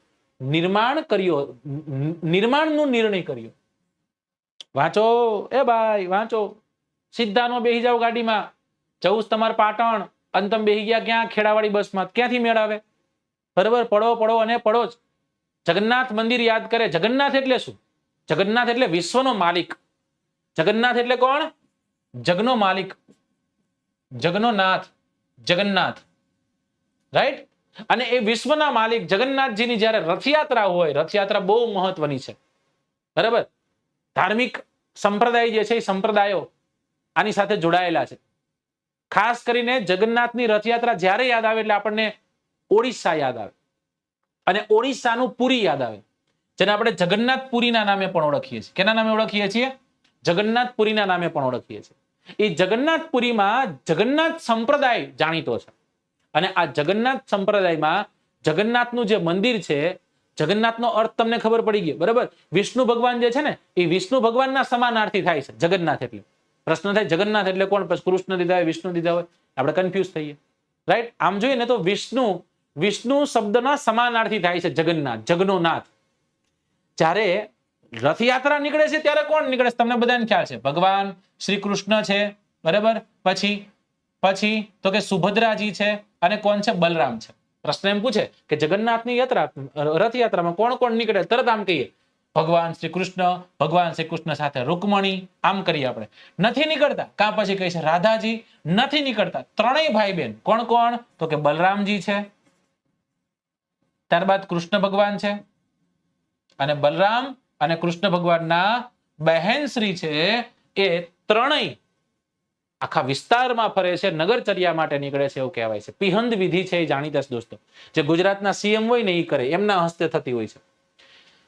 ચલો, જગન્નાથ યાત્રા જેની સાથે ધાર્મિક સંપ્રદાયો પણ જોડાયેલા છે, જેમાં ઓડિશાના પુરીમાં આવેલ જગન્નાથ સંપ્રદાય સુવિખ્યાત છે. જગન્નાથનો અર્થ વિશ્વના માલિક, જગનનો નાથ થાય છે, જે વિષ્ણુ શબ્દનો સમાનાર્થી છે. 12મી સદીના ગંગવંશના રાજા અનંત વર્મને પુરી ખાતે જગન્નાથ મંદિરના નિર્માણનો નિર્ણય કર્યો હતો. સમજો શું કીધું? નિર્માણનો નિર્ણય કર્યો હતો. કરી નથી નાખ્યું. નિર્ણય કોને કર્યું એ પ્રશ્ન હતો અહીં. ડન. ઓકે, ચલો ત્યાંથી આગળ જઈએ. જગન્નાથ રથયાત્રાની જ વાત કરી છે કે ઈસવીસન 1230 રાજા અનંગ ભીમ ત્રીજાએ પોતાનું આખું રાજ્ય જગન્નાથજીને અર્પિત કરી દીધું દોસ્તો. પછી તો જે લોકો આવ્યા, રાઈટ, અને પોતાને તેના પ્રતિનિધિ તરીકે ઘોષિત કર્યા હતા. બાકી પછી તો જે આવ્યા, ઓડિશામાં જીતનારા મુઘલો આવ્યા, એની પછી મરાઠાઓ આવ્યા, ઈસ્ટ ઇન્ડિયા કંપની વાળા આવ્યા, આ બધાએ મંદિર પર પોતાનું વર્ચસ્વ સ્થાપવાનો પ્રયત્ન કર્યો હતો. એની પાછળનું કારણ એ છે, એમનું માનવું એવું હતું કે મંદિર પર જે નિયંત્રણ કરે, જે નિયંત્રિત રાખે મંદિરને, રાઈટ, અને એ નિયંત્રણ મેળવે તો સ્થાનિક લોકો જે છે, સ્થાનિક સમુદાય છે, એમાં પણ પોતાનો શાસનનો સ્વીકાર થશે. એટલા માટે લોકો જગન્નાથ મંદિરને પોતાનું બનાવવાનો પ્રયત્ન કરતા હતા, રાઈટ. ખેડામાં બે ચાલુ કરો કાજલબેન, હું તમે બે, હું ભણાવું તમે ભણો, એવું થાય, બરાબર. ચલો, પુરીમાં પ્રતિવર્ષ એક વિશિષ્ટ રથયાત્રાનું આયોજન થાય છે, જેમાં વિષ્ણુના અવતાર જગન્નાથજી રથમાં બેસી અને પુરીમાં ભ્રમણ કરે છે. દેશ વિદેશથી અનેક લોકો આ ઉત્સાહમાં સહભાગી બને છે, રાઈટ. આ તમે જોઈ શકો છો, સુભદ્રાજી છે, ભગવાન શ્રી કૃષ્ણ છે, બલરામજી છે, બરાબર. Next question number 13. બરસાનામાં ઉજવવામાં આવતો હોળી કયા નામે ઓળખાય છે? ગદ્દામાર હોળી, લડ્ડુમાર હોળી, જુત્તામાર હોળી કે પછી લઠ્ઠમાર હોળી? આ ચાર માંથી કયો સાચો આન્સર છે?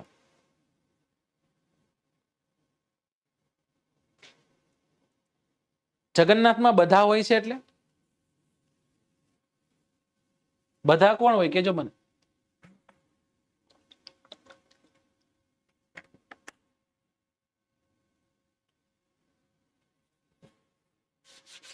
હા, ગમતે આવે બધા ભગવાન?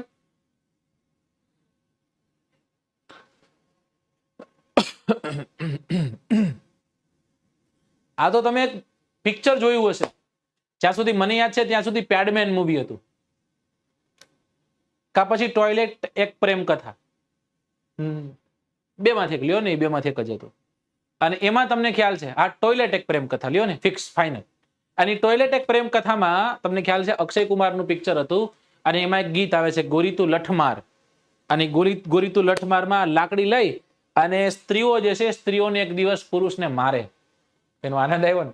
ગુજરાતમાં આવું કઈ છે નહીં, કા દુઃખ થાય. એક દી તો હોવો જોઈએ કે તમે જેમ ફાવે ને એમ જોડી શકો, બરાબર. પણ આપણે એવું કઈ છે નહીં, રાઈટ, એવું ન હોવું જોઈએ. પણ જો એ પ્રેમથી એ છડી વરસાવતી હોય છે, અને એની પાસે જે ઢાલ હોય એનાથી એને રોકવાનું. વાગી જાય તો વાગી જાય છે, ફૂટી જાય તો ફૂટી જાય, કઈ વાંધો નહીં.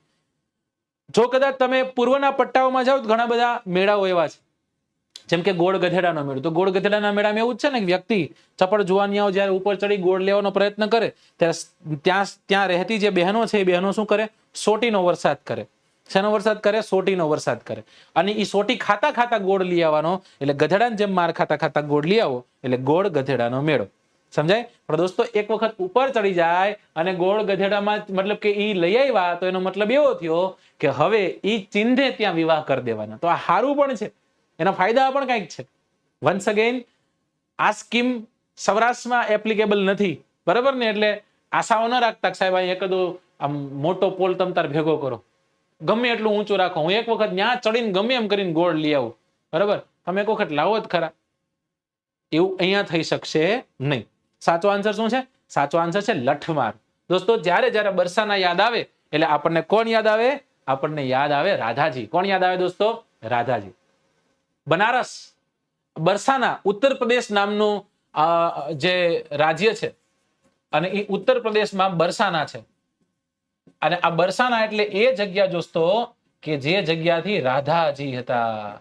કોણ હતા? રાધાજી. જેને રાધાજી અને કૃષ્ણના પ્રેમ સંવાદો ની વાત થતી હોય છે. ક્યારેય પણ કોઈ સારી એવી જોડી જોઈએ, બરાબર, કજોડું નહીં સજોડું જયારે જોઈએ ત્યારે આપણે એમ કહે છે કૃષ્ણ રાધા જેવી જોડી જામે છે. તો એ પ્રેમનો પર્યાય રાધા કૃષ્ણ છે. એ રાધા કૃષ્ણમાં કૃષ્ણ ના પ્રેમિકા રાધાજી જે છે, એ રાધાજીનો જન્મ બરસાનામાં થયો હતો. અને એ બરસાનામાં એક ત્યોહાર ઉજવવામાં આવે છે હોળી ખાતે. હોળી ક્યારે હોય? ફાગણ મહિનાના ખાલી જગ્યા ખાતે. ફાગણ મહિનાના સુદ પક્ષની પૂનમે, લ્યો ને કહી દઉં, રાઈટ. અને એ હોળી જ્યારે હોય એ સમય દરમિયાન અહીંયા લઠમાર, લડ્ડુમાર નહીં, લઠમારનો એક તહેવાર ઉજવવામાં આવે છે કે જેમાં સ્ત્રીઓ છે એ સ્ત્રીઓ શું કરે તો કે સ્ત્રીઓ પુરુષોને મારે છે. રાધાજીનું જન્મ સ્થળ છે, રાઈટ? નંદગામ જે કૃષ્ણ ભગવાનની ભૂમિ છે, નજદીકમાં જ છે. એ નંદગામથી પુરુષો આવે અને બરસાનાની સ્ત્રીઓ આ બંને સાથે મળી સામ સામે હોળી રમે છે. બરાબર? કેસુડાનો રંગ જ્યારે કેસુડો ખીલે, ભગવાન ઠાકરજી, ભગવાન શામળાજી, એ શામળાજીને એક કલર ચડાવવામાં આવે છે.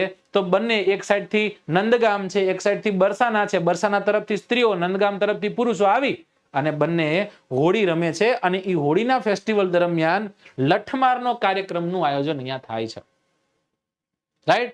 કે છે સોનાની ભીતો પણ ગોકુળનો ગારો ક્યાં, છે સોનાની આ થાળી પણ રાધાનો ટુકારો ક્યાં.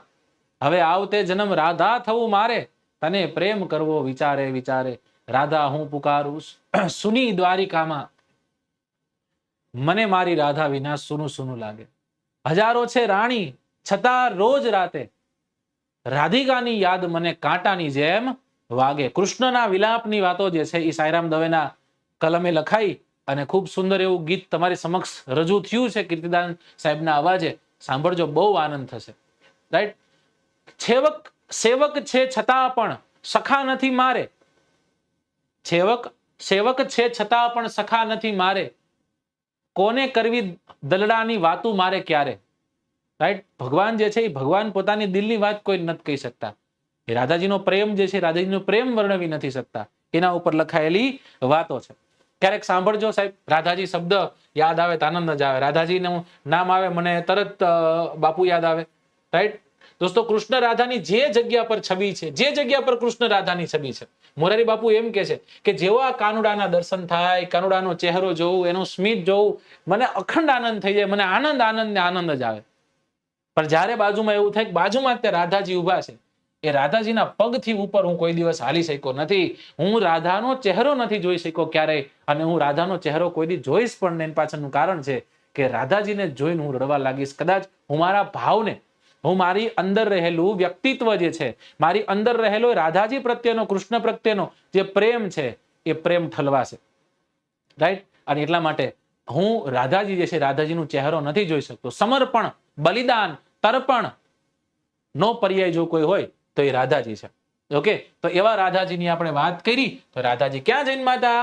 બરસાના ખાતે. તમે ગીત સાંભળ્યું છે કે મીઠે રસ છે ભર્યો રે રાધા રાણી લાગે, મને કાલો કાલો યમુનાજીનો પાણી લાગે, રાઈટ? બરસાનાની છોરી એમ કે છે. એ બરસાનામાં ઉજવવામાં આવતી હોળી લઠમાર હોળી તરીકે ઓળખવામાં આવે છે. બરસાના રાધાજીનું જન્મ સ્થળ છે. અહીં નંદગામ શ્રી કૃષ્ણ ભગવાનની ભૂમિ, ત્યાંથી પુરુષો, બરસાનાની સ્ત્રીઓ સાથે મળી હોળી રમવા માટે આવે છે અને રાધાજીના મંદિર પર ધજા ચડાવવાનો પ્રયત્ન કરે છે. સ્ત્રીઓ દ્વારા લઠ એટલે જાડી લાકડીઓથી પુરુષોનું સ્વાગત કરવામાં આવે ભાઈ, રાઈટ? અને તેથી આ હોળી લઠમાર હોળી તરીકે ઓળખવામાં આવે છે. ડન? ચલો,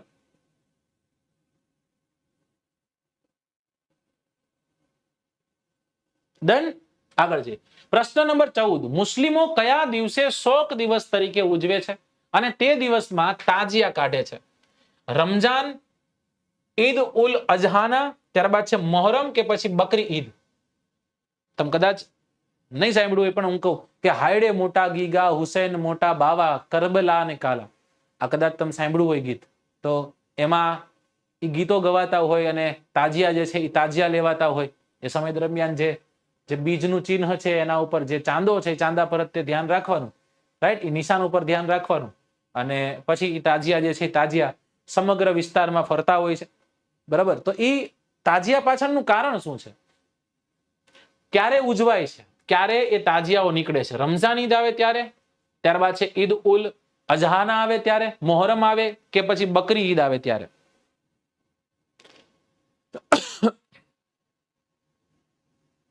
ચલો, વેરી ગુડ.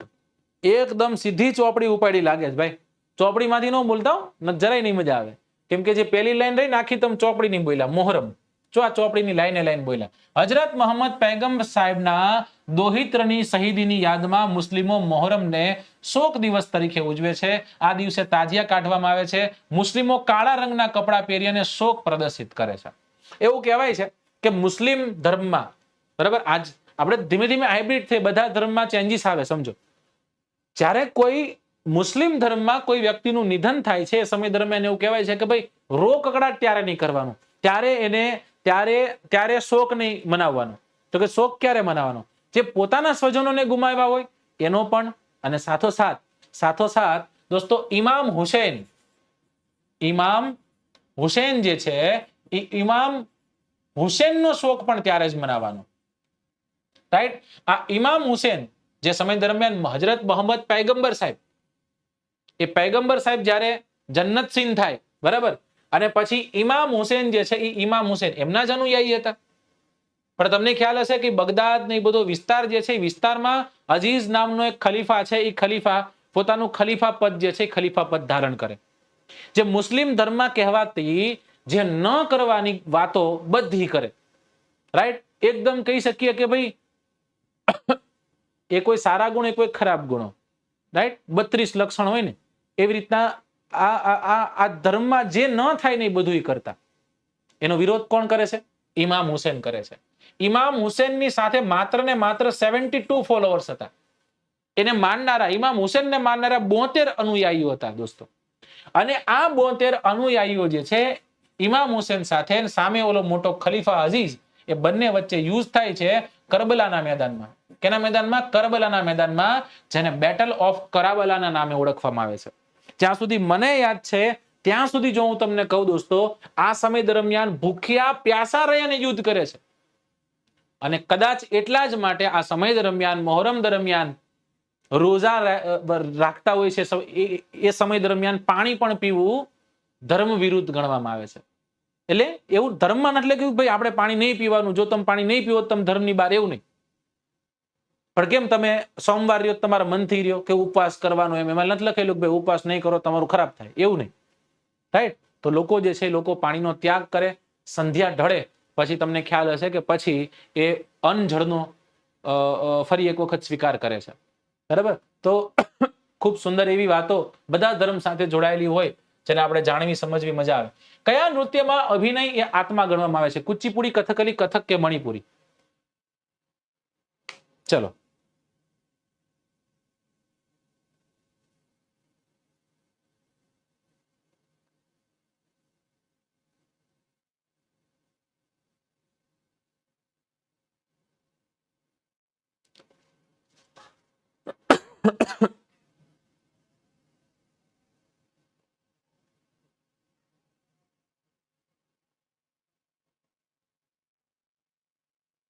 સરસ લ્યો. જો ચોપડી મગજમાં ઉતરી જાય ધેટ્સ ગ્રેટ, સારું કહેવાય. બરાબર ને? હું તો એ જ ઈચ્છું બધા લોકો જેટલા પણ છે બધા લોકો ખૂબ સારી રીતના ભણે, બધું એમને યાદ રહી જાય. બરાબર ને? મારી તો આશા એવી જ હોય. હું તમારો હિતે જ છું, હું તમારું ખરાબ ના ઈચ્છી શકું.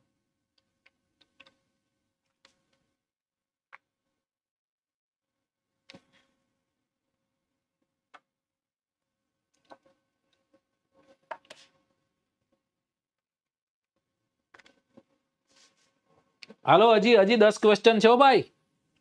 ચલો, સાચો આન્સર છે કથકલી, કુચીપુડી, કથકલી, મણિપુરી, ફલાણી ઢુકડી. દોસ્તો ટોટલ આમ જોઈએ ને તો ભારત, આ ભારત છે, અને આ ભારત નામના દેશમાં 8 જેટલા નૃત્યો છે એને શાસ્ત્રીય નૃત્યનો દરજ્જો મળ્યો છે ને. કેટલા નૃત્ય છે? 8 નૃત્ય જેને શાસ્ત્રીય નૃત્યનો દરજ્જો પ્રાપ્ત થયો છે. હવે આ 8 ને તમારે ગોઠવવા તો પડશે જ ભાઈ, કારણ કે પરીક્ષા કોને દેવાની છે? તમારે દેવાની છે. માર્ક કોને મળવાના છે? તમને મળવાના છે. સમજાઈ ગયું? બાયોડેટા કોનો જવાનો છે? તમારો જવાનો છે. એ બાયોડેટાનો સ્વીકાર કોણ કરશે? તો કે સામે વાળું પાત્ર તમારું જ તે. સમજાય? તો પછી આન્સર કોને કરવાના? તમારે જ કરવાના છે. શરૂઆત કરીએ જે જગ્યા પર સૌથી જૂનું શાસ્ત્રીય નૃત્ય ભજવવામાં આવે છે એ તમિલનાડુમાં છે, અને એનું નામ છે ભરતનાટ્યમ. દોસ્તો, ભરતનાટ્યમ એટલે ભારતનું સૌથી જૂનું શાસ્ત્રીય નૃત્ય. નૃત્યના મુખ્ય 2 પ્રકાર હોય ને, મુખ્ય. એક હોય શાસ્ત્રીય નૃત્ય, એક હોય લોક નૃત્ય. એક કેવું હોય? લોક નૃત્ય. હવે લોક નૃત્યમાં શાસ્ત્રીય નૃત્યમાં તમને ખ્યાલ છે, શાસ્ત્રીય નૃત્ય જે છે એ ગુરુ પાસે શીખવું હોય, એના રેગ્યુલેશન્સ હોય, એની આખી કલમો લાગેલી હોય, આઈપીસી. બરાબર? બરાબર, કે આટલું જ કરો, આમ જ કરવાનું. ધારો કે 2 વાર આમ કરવાનું, કે આમ આમ પકડીને આમ 3 વાર કરવાનું, કે તો 3 જ વાર કરવાનું. ચોથી વાર કર્યું એટલે બહાર ઘા કરી નાખે. ઓલા સ્પિન કરવાના થાય તો એ જે તમારો પોસ્ચર જે રીતના બનવો જોઈએ એવો જ પોસ્ચર બનવો જોઈએ. સમજાય છે? ત્રિભંગા કરો તો ત્રિભંગા જ થવું જોઈએ. પણ 4 ભંગા કે 2 ભંગા ન હાલે એમાં. કેટલા? ત્રિભંગા. 3 જગ્યા પરથી ભંગાય, 3 જગ્યા પરથી શરીર તૂટે. જે ઓડિસી શૈલીનો એક ખૂબ સુંદર એવો એક પોઝ છે, રાઈટ? જ્યારે એ કોઈ લોક નૃત્ય, આ લોક નૃત્ય છે ને, લોક નૃત્યમાં કોઈ પણ જાતના રેગ્યુલેશન્સ ન હોય. આમ તો તમે મને કહો, લોક નૃત્યમાં ગરબા આવે તો ગરબામાં ફિક્સ છે તાળી પાડવી જ તે, ગરબામાં ફિક્સ છે તાળી પાડવી જ તે, રાઈટ? પેલા પડતી, પણ હવે બેનો નથી પાડતા. સમજો, બેનો નથી પાડતા તો ભાઈઓ નથી પાડતા. સમજાઈ ગયું? આમ આમ આમ કરીને આમ કરે, આમ ફેરવી આવે, આમ કરીને આમ ફેરવી આવે. સમજાઈ ગયું? તાળી વહી ગઈ છે, તાળી પાડો તો મારા રામની વહી ગઈ. તો રમતા રમતા શું કરે? રમતા રમતા આમ ફેરવી નાખે. સમજાણું? કદાચ હાથમાં બલ્બ દઈ દીધું હોય 2 વાર અંદર ચડાવીને પાછો ખોલી નાખે. એવી જ રીતના પાછા ભાઈઓ રમે છે. તો ગરબામાં કોઈ એવા ફિક્સ નથી સાહેબ. આ જ રીતના એમાં દોઢિયું છે, ચકડી છે, ફૂદડી છે, આ બધું લેવાય છે આમાં. સમજાય? હવે તમને એમ કહું સાહેબ નાગિન ડાન્સ, તો આ નાગિન ડાન્સ આમ જોઈએ તો લોક નૃત્ય ન આવે, પણ કહેવાનો મતલબ નાગિન ડાન્સ નું કઈ નક્કી ખરું કે નાગ એક જ હોવો જોઈએ? ના સાહેબ, 3 નાગ નીકળે. સમજાઈ ગયું? રૂમાલ ગોતતો એટલે સમજી લેવાનો નવો નાગ આવે. બરાબર? અને મદારીનું નક્કી નહીં સાહેબ. 2 મદારી હોય ને ત્રીજાનું મન થાય ત્રીજોય આવે. સમજાય છે? તો એ લોક નૃત્ય તો કે સાહેબ લોકો દ્વારા એની મજા આવે. રીતના સનેડો સનેડો લાલ લાલ સનેડો. કોઈ જગ્યાએ કીધું છે કે બેહી જવાનું બધાએ કમ્પ્લેટ, કે શિયાળે વાવ્યો બાજરો, ઉનાળે વાવ્યા ઘઉં, બગલાન વાલી એની માછલી, મારા ભાઈને વાલી એની વહુ, એમ કરીને પાછો સનેડો સનેડો કરે એટલે પાછું ઊભું થવાનું. એવું ક્યાંય લખેલું છે નહીં. છતાંય પણ આપણે સનેડામાં એમ કરીએ છીએ ને, એનું નામ જ તે લોક નૃત્ય સાહેબ. જ્યારે જો કદાચ સનેડો શાસ્ત્રીય નૃત્ય હોત તો સનેડામાં લખેલું હોય કે 2 ટાઈમ્સ તમારે ચક્કર લગાવવાના છે, 2 વખત તમારે બેસવાનું છે, 3જી વખત ઊભા થતા થતા કાયદેસર રીતના તમારે જમ્પ મારીને ઊભું થવું. એને શું કહેવાય? એને શાસ્ત્રીય નૃત્ય કહેવાય. સમજાય છે કે નહીં? ચલો ડન. તો એક થઈ ગયું ભરતનાટ્યમ. ભરતનાટ્યમ થી નીચે આવો. હવે આપણે કેરળમાં ગયા. કેરળ જે છે, કેરળમાં તમને જોવા મળશે 2 નૃત્ય. એકનું નામ છે મોહિની અટ્ટમ. શું છે? મોહિની અટ્ટમ, રાઈટ? અને બીજું નૃત્ય જે છે એ બીજા નૃત્યને આપણે શું કહીએ છીએ? કથકલી કહીએ છીએ. શું કહીએ છીએ? કથકલી. મોહિની અટ્ટમ તમને બધાને ખ્યાલ હશે કોની સાથે જોડાયેલી વાત છે? વિષ્ણુ ભગવાન સાથે જોડાયેલી વાત છે. બરાબર? આમાં વિષ્ણુ ભગવાન જે છે, વિષ્ણુ ભગવાનનો આખો પ્લે થાય છે. ત્યાં વિષ્ણુ ભગવાન જે છે, વિષ્ણુ ભગવાનના અવતારો ભજવવામાં આવે છે. કારણ કે મોહિની અટ્ટમમાં એવું જ છે, એક સમય દરમિયાન સમુદ્ર મંથન, સમુદ્ર મંથનમાં જ્યારે જોર લગા કે હિસ્સા થતું હતું, એક સાઈડ દાનો હતા, એક સાઈડ દેવો હતા, અને વારાફરતી વારા બધી વસ્તુઓ નીકળે છે. ખબર હતી કે ભાઈ જો અમૃત દાનવોના હાથે ચડી ગયું તો ન થવાની થઈ છે. ઝેર નીકળું તો ઝેર જો કદાચ પછી નીકળું, કોઈ પીવે નહીં, પૃથ્વી ઉપર થાય, પૃથ્વીનો પ્રલય થઈ જાય. એટલે નીલકંઠ વર્ણી ભગવાન શ્રી શંકર ભગવાન છે, શંકર ભગવાન એ ધારણ કરે છે, એટલે એને નીલકંઠ કહેવાય છે. સમજાય છે? હવે બધાને ખ્યાલ હતું કે ભાઈ આ દાનવો છે ને, એ દાનવો દેવોને હરાઈ નાખશે, રાઈટ? દાનવો દેવોને હરાઈ નાખશે. અને એટલા માટે કૂટનીતિના રાજા ભગવાન વિષ્ણુ પ્લેમાં આવે સાહેબ. શું ધારણ કરે? સ્ત્રી અવતાર ધારણ કરે. અને સ્ત્રી અવતાર ધારણ કરી અને ત્યાં નૃત્ય કરે. એને નૃત્યથી મોહાય અને જેટલા પણ દાનવો છે બધા સ્ત્રી તરફ જોવે. બરાબર? અને તમને ખ્યાલ જ છે, બધાને જાણ જ છે કે નજર હટી, દુર્ઘટના ઘટી. અહીંયાથી એ દેવો જે છે, દેવો જીતી જાય. સમજાઈ ગયું? એ સમય દરમિયાન જે થાય ને આપણે મોહિની અટ્ટમ કહીએ. પછી કથકલી છે, ભરતનાટ્યમ છે. ત્યાંથી આગળ આવો, ઓડિશામાં જાઓ તો ઓડિશામાં એક નૃત્ય શૈલી છે જેને આપણે ઓડિસી કહીએ છીએ. સોનલ માનસિંહ ખૂબ સારા એવા ઓડિસી નૃત્ય સાથે જોડાયેલું વ્યક્તિત્વ. ઉત્તર પ્રદેશમાં જાઓ, આમ જોઈએ તો ઉત્તર ભારતમાં, તે પણ ઉત્તર પ્રદેશ ખાસ, એમાં તમને જોવા મળશે. અહીંયા કથકલી જોવા મળ્યું, અહીંયા કથક જોવા મળે, રાઈટ? બરાબર? કેટલા થયા? 1 2 3 4 ને 5. હવે ઘટ્યા કેટલા? 4 ઘટ્યા. દોસ્તો એક જોવા મળશે મણિપુરમાં. અને મણિપુરમાં એક નૃત્ય છે જેને આપણે કહીએ છીએ મણિપુરી નૃત્ય. કયું નૃત્ય છે? મણિપુરી નૃત્ય. ત્યાંથી આગળ આવો, તમે જશો અસમમાં. અસમમાં તમને જોવા મળશે ક્ષત્રિય નૃત્ય. કયું નૃત્ય જોવા મળશે? ક્ષત્રિય નૃત્ય જોવા મળશે. કથકલી છે, ઓડિસી છે, ભરતનાટ્યમ છે, મણિપુરી છે, ક્ષત્રિય છે, કથકલી છે. 1 2 3 4 5 6 7. ચલો એક ઘટે. કયું ઘટ્યું? મણિપુરી આવી ગયું, ઓડિસી આવી ગયું,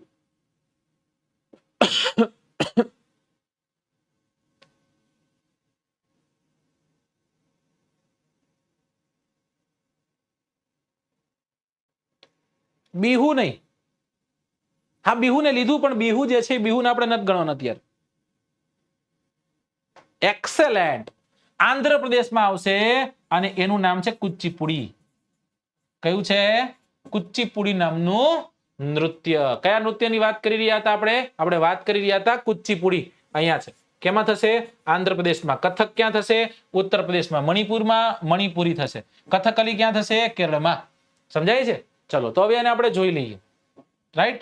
આવું જબરદસ્ત એવું આ મુખોટું પહેરે, એના ઉપર આવું બધું પહેરે. બરાબર?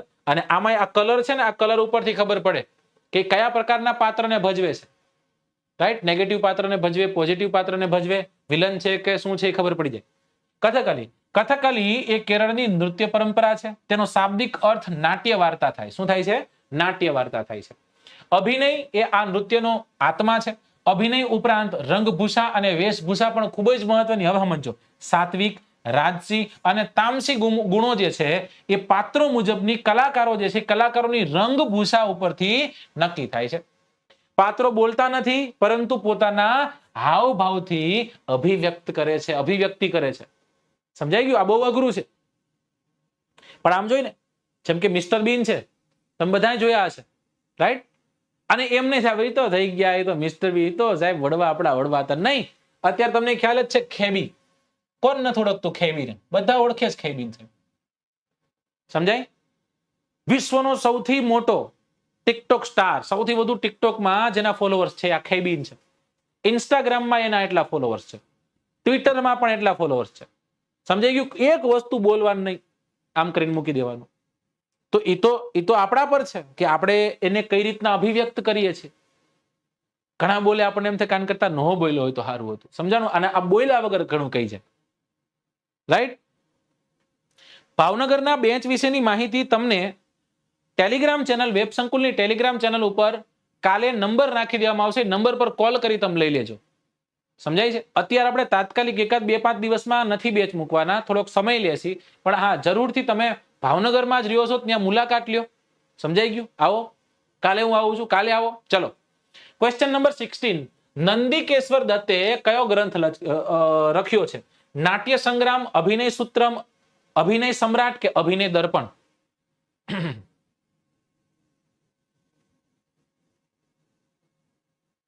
વિરાટ કોહલી બહુ દૂર છે. વિરાટ કોહલી તો બહુ દૂર છે. વિરાટ કોહલી પહેલો ક્રિકેટર બન્યો કે જેની પાસે સૌથી વધુ ફોલોઅર્સ છે. લગભગ 300 મિલિયન એમ કંઈક છે. વિરાટ કોહલી એક પોસ્ટ કરે ને એટલે 9 કરોડ રૂપિયા કમાય એક પોસ્ટના. સમજાઈ ગયું? અનુષ્કા ભાભી ભેગું આમ કઈને ફોટો પાડીને મૂકે ને કે વી આર ચિલિંગ. સમજાઈ ગયું? તો એ ચિલિંગ કરતા કરતા એને 9 કરોડ રૂપિયાના ખાતામાં જમા થઈ જાય. રાઈટ? ચલો, અને આપણે 19,000 ના પગાર હાટું વર્ષોથી મથી કળા જે છે ને એને માનશે છે. અભિનય દર્પણ. વેરી ગુડ, ખૂબ સરસ. સાચો આન્સર શું છે? સાચો આન્સર છે ઓપ્શન ડી, અભિનય દર્પણ. બહુ સાચી વાત છે. ચલો, જો આ ત્રિભંગા છે સાહેબ. સમજાઈ ગયું? આ ત્રિભંગા છે. ત્રણ જગ્યાએથી શરીર તૂટેલું છે. એને આપણે શું કહેશું? એને આપણે ત્રિભંગા કહેશું. આ એક જગ્યા, આ બીજી જગ્યા, આ ત્રીજી જગ્યા, આ 3 જગ્યાઓથી શરીર તૂટ્યું હોય. આ શરીર આવી રીતના આમ 3 ભાગથી તૂટ્યું છે. સમજાઈ ગયું? તો આ ત્રિભંગા છે. અને બિલીવ મી, આમ તો સ્ત્રી પાત્ર જે છે, સ્ત્રી પાત્ર ભજવે વધુ સારું લાગતું હોય છે. ભરતનાટ્યમ ને નાન કાંઈ લાગે. ત્રિભંગા પાછું ઓડિસી શૈલીનું. ભરતનાટ્યમ, ભરત મુનિ દ્વારા રચિત નાટ્યશાસ્ત્ર નામના ગ્રંથમાં ભારતના શાસ્ત્રીય નૃત્ય પર લખેલો મહાન ગ્રંથ છે.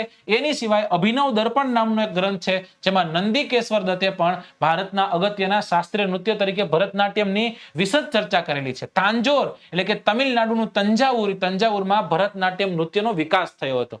રાઈટ? 3 બંધુઓ હતા એમના દ્વારા. રાઈટ? પોનૈયાન, ચેન્નૈયાન. ઓકે, ચલો નેક્સ્ટ ક્વેશ્ચન. Question number 17. ભાનુદત્તના કયા પુસ્તકમાં વિશિષ્ટ લઘુચિત્ર જોવા મળે? ગાંધર્વ મંજરી, રસ મંજરી, દીપ મંજરી, દાસ મંજરી. 17મો ક્વેશ્ચન છે એટલે 3 + 5 એટલે 8 ક્વેશ્ચન બાકી છે. હવે ઘટવું ન જોઈએ, વધવું જોઈએ ભાઈ. એપ્લિકેશનમાં કોર્સમાં કોઈ ઓફર લાવો. અરે રે તમારા માટે જ છે. કાલે 9 વાગે આવી જજો. કાલે સાંજે 9 કલાકે આવજો. બરાબર? દિવાળી ધમાકા આવી રહ્યું છે. દિવાળી ધમાકા આવી રહ્યું છે ભાઈ, બરાબર ને? જે તમારે જોતું હોય, હુથડી બોમ્બ, ચકલી બોમ્બ, ભીતિયો બોમ્બ, જે બોમ્બ જોતો હોય. બોમ્બ એટલે બોમ્બ ની વાત છે, કારણ કે ઉત્તર ગુજરાતમાં પણ બોમ્બ એટલે અલગ થાય. હે ને? એક જોક્સ વાયરલ નતો થયો કે શાંતુ બોન અને મોંઘી બોન બંને કે એરપોર્ટે ગયા, એક જગ્યાએ બીજી જગ્યાએ જવાની છે, તો શાંતુ બોન નો થેલો ભૂલાઈ ગયો, અને એક તો થેલો પાછો આપણો ગુજરાતી લોકોનો થેલો તમને ખ્યાલ છે ને? ગુજરાતી લોકોનો થેલો કઈક અલગ જ હોય. વિમલ નો થેલો હોય, કા પછી ઓલી મઢીની તુવેરદાર નો થેલો હોય, રેટિયો તુવેરદાર નો થેલો હોય, અને ઈ થેલાને સ્વાભાવિક છે કે જે એરપોર્ટ ઓથોરિટીઝ વાળા હોય જોવે તો એને કંઈક વિચિત્ર લાગે, એ ભૂલી ગયા હતા. અને ભૂલી ગયા હતા ને ત્યાં તો બધા પહોંચી ગયા આજુબાજુમાં કે આ થેલામાં કંઈક છે, આ થેલામાં કંઈક છે. સમજાઈ ગયું? બોમ્બ ડિટેક્ટર લઈ આવ્યા. બોમ્બ ડિટેક્ટર લઈ આવ્યા એને પેલા મોંઘીબેન ને પૂછ્યું કે શું છે આમાં? તો કે આમાં તો બોમ્બ હ. સમજાણું? શું કે આમાં બોમ્બ હ. તો બધાને એવું થયું કે આમાં તો બોમ્બ છે. થોડીક વારમાં બધા દૂર વી ગયા. બોમ્બ ડિટેક્ટર લઈ આવ્યા, કઈ ડિટેક્ટ ન થયું. પછી મોંઘીબેન ને કે ક્યાં બોમ્બ છે? તો મોંઘીબેને તો પેલું કાઢ્યું ઝંડુ બોમ્બ. સમજાઈ ગયું? તો આ આપણી બોલીની પણ વિશેષતાઓ છે. ક્યારેક ભરવી દે, બરોબર, ક્યારેક હેરાન કરી નાખે, રાઈટ? તો એવું બધું છે. આમાં સાચો આન્સર શું આવશે? આમાં સાચો આન્સર આવશે રસમંજરી. ભાનુદત્તના કયા પુસ્તકમાં વિશિષ્ટ લઘુચિત્ર જોવા મળે? રસમંજરીમાં, રાઈટ? અહીંયા તમને જોઈ શકો છો. 17મી સદી પછીના વર્ષોમાં હિમાચલ પ્રદેશમાં પણ લઘુચિત્રનો ખાસો વિકાસ થયો, રાઈટ? જેને આપણે બસોહલીના નામે અથવા તો બસોલી શૈલીના નામે આપણે ઓળખીએ છીએ. ભાનુદત્તના પુસ્તક રસમંજરીમાં આવા વિશિષ્ટ લઘુચિત્રો જે છે એ જોવા મળે છે. કઈ ચિત્ર શૈલીને પહાડી ચિત્રકળા તરીકે પણ ઓળખવામાં આવે છે? કાગડા શૈલી, રાજસ્થાન શૈલી, જૈન શૈલી, રાજપૂત શૈલી? ચલો,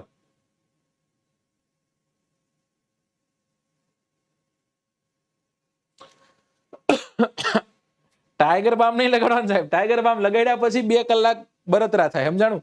અહીંયા કદાચ લગાડ્યું હોય તો આ ભાગ આખો તમે 2 કલાક. ચલો, આમાં સાચો આન્સર શું આવશે?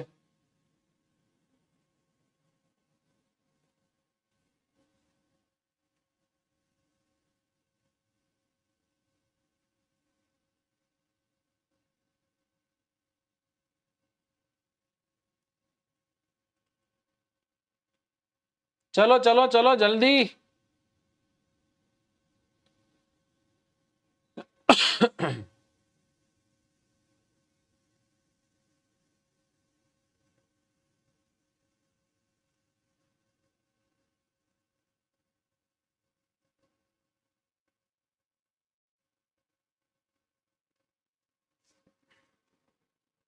ઓકે, ચલો, સાચો આન્સર શું દોસ્તો? સાચો આન્સર છે કાગડા શૈલી. હવે કાગડા શૈલી એટલે આમાં કાગડા બાગડા ઉડતા હોય નહીં, રાઈટ? ભાનુપ્રસાદ નામના વ્યક્તિની જે આપણે વાત કરી એમાં આપણે રસમંજરી જોઈ, એમાં આપણે વિશિષ્ટ પ્રકારના ચિત્રોની આપણે વાત કરી. દોસ્તો ભારતના વિસ્તારમાં તમે કદાચ એક વ્યક્તિનું નામ જાણ્યું છે, નાદિર શાહ. સાહેબ, નાદિર શાહ યાદ આવે એટલે તરત આપણને કોહિનૂર યાદ આવે, મયુરાસન યાદ આવે, બરાબર ને? હવે એ નાદિર શાહ જયારે આક્રમણ કરે છે, દિલ્હી જે છે એ દિલ્હી જીતે છે, બરાબર? અને એ દિલ્હી વિજયના કારણે જે ઓલા મુઘલ કલાકારો હતા, બરાબર, એ મુઘલ કલાકારો ત્યાંથી ભાગે છે. આપકે મજનુભાઈને યહાં મારા વહાં મારા, તો ભાગે કેમ? એવી રીતના ભાગે અને હિમાલયની ગોદીમાં વહી જાય, રાઈટ? હિમાલયના વિસ્તારમાં વહી જાય. અને એ હિમાલયના વિસ્તારમાં એક ચિત્ર શૈલી જે છે એ ચિત્ર શૈલી વિકસી, જેને કાગડા શૈલીના નામે આપણે ઓળખીએ છીએ. કેના નામે ઓળખીએ? કાગડા શૈલી.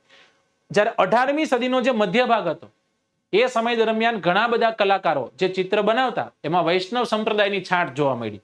વૈષ્ણવ સંપ્રદાયની પરંપરાઓ જે છે એનાથી તેઓ પ્રેરાયેલા હતા, રાઈટ? અને એક નવી શૈલી વિકસવામાં આવેલી. આમાં મુખ્યત્વે શું જોવા મળે? વાદળી અને લીલો રંગ જોવા મળે. આ વાદળી અને લીલા રંગ સાથે આછા રંગોનો ઉપયોગ થતો. કેવા રંગનો ઉપયોગ થતો? આછા રંગોનો ઉપયોગ. અને આને આપણે કાગડા શૈલીના નામે ઓળખીએ. એક્સપ્લેનેશન જોઈએ. આ રહ્યું કાગડા શૈલી. ભાનુપ્રસાદ દત્તના પુસ્તક રસમંજરીમાં આવા વિશિષ્ટ ચિત્રો જોવા મળે છે. નાદિર શાહના આક્રમણને અને દિલ્હી વિજયને કારણે મુઘલ કલાકારો પહાડી વિસ્તારોમાં જઈ અને વસ્યા, જેના પરિણામે જેના પરિણામ સ્વરૂપે ચિત્રકળા જે છે એની કાંગડા શૈલીનો વિકાસ થયો હતો અને આ ચિત્રકળાને પહાડી ચિત્રકળાના નામે પણ ઓળખવામાં આવે. દોસ્તો યાદ રાખજો, પહાડી શું છે તો કે પહાડી ચિત્રકળા છે, હે? પણ એમ દીધું હોય પહાડી શું છે, પછી દીધું હોય પહાડી રાગ છે, અને પછી એમ દીધું અહીંયા ઓપ્શન એ, અહીંયા ઓપ્શન બી, અને ઓપ્શન સી માં કીધું હોય એ અને બી બંને, અને ઓપ્શન ડી માં કીધું ઉપરનામાંથી એક પણ નહીં. આપણે એક જ વાંચ્યું છે પહાડી ચિત્રકળા છે એટલે પહાડી ચિત્રકળા કરીને. દોસ્તો પહાડી રાગ પણ છે. પહાડી વિસ્તારમાં આ રાગ જે છે એ રાગ ઉદ્ભવ્યો અને એ પહાડી રાગ તરીકે ઓળખવામાં આવે છે. રાગ પહાડીમાં રચાયેલી મને ગમતી હોય એવી એક રચના તમારી સમક્ષ મૂકું, તમને એક સંભળાવું, તમને આનંદ આવશે. કે ખिले खिले फूलों से भरी भरी बादी, रात ही रात में किसने सजा दी, लगता है जैसे यहाँ अपनी हो शादी, लगता है जैसे यहाँ अपनी हो शादी, क्या गुल बूटे हैं पहाड़ों में कहते हैं, परदेसी तो झूठे हैं, हुस्न पहाड़ों का क्या कहना कि 12 महीने यहाँ मौसम जाड़ों का, रुत ये सुहानी है मेरी जा, रुत ये सुहानी है કે सर्दी से डर कैसा, संग गर्म जवानी है. આ પણ કયું? આ રાગ પહાડીની રચના મેં તમને કીધી. આવા ચિત્ર કંઈક જોવા મળતા. 18મી સદીના મધ્યભાગ સુધીમાં કલાકારોએ વૈષ્ણવ સંપ્રદાયની પરંપરાઓમાંથી પ્રેરણા લઈ અનેક નવી શૈલીઓ વિકસી, જેમાં વાદળી, લીલા રંગની સાથોસાથ કોમળ રંગનો ઉપયોગ થવા લાગ્યો. વિષયોનું કાવ્યાત્મક નિરૂપણ જે છે એ પણ કાગડા શૈલીની મુખ્ય વિશેષતા હતી. અહીંયા તમે જોઈ શકો છો. નેક્સ્ટ ક્વેશ્ચન તરફ જઈએ. Question number 19. કોના મૃત્યુ બાદ શીખ સરદાર બંદા બહાદુરે મુઘલ સામ્રાજ્ય સામે વિદ્રોહ કર્યો? ગુરુ તેજ બહાદુર, ત્યારબાદ છે ગુરુ ગોબિંદ સિંહ, ગુરુ અર્જુન સિંહ કે ગુરુ ખુશવંત સિંહ? ટેટની એક્ઝામ ભરતી ક્યારે આવશે? મને કાંઈ આઈડિયા નથી. હું ભણાવું ને એનો આનંદ લ્યો ખાલી તમે.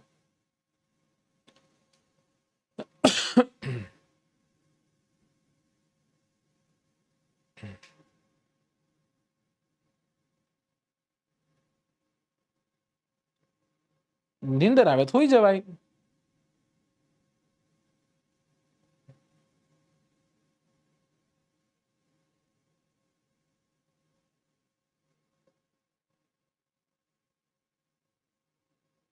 હા, રામ તેરી ગંગા મેલીના ગીતો બધા તમિલ ગીત છે ને, જાને વાલે ઓ જાને વાલે, ગાયેલું છે લતા મંગેશકર. આ જો કે બે લતા મંગેશકરજીએ ગાયેલા છે, અને એ બંને ગીતો જે છે બંને ગીતો રાગ પહાડીમાં છે.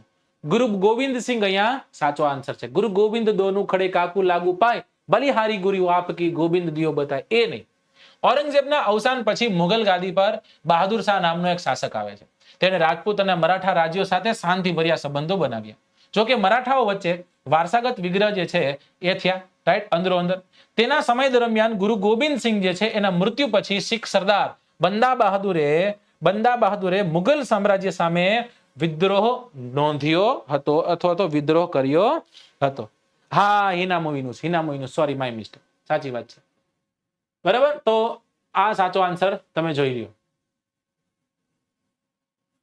અંગ્રેજોએ કયા યુદ્ધમાં શાહ આલમ બીજાને હરાવી અને બ્રિટિશ કંપનીનો પેન્શનર બનાવી દીધો હતો? પાણીપતનું યુદ્ધ, બક્સરનું યુદ્ધ, તરાઈનું યુદ્ધ કે પછી પ્લાસીનું યુદ્ધ? ચલો, હાલ ક્યાંથી લાવ્યું છું? રાજકોટથી લાવ્યું છું, મારા ઘરથી લાવ્યું છું.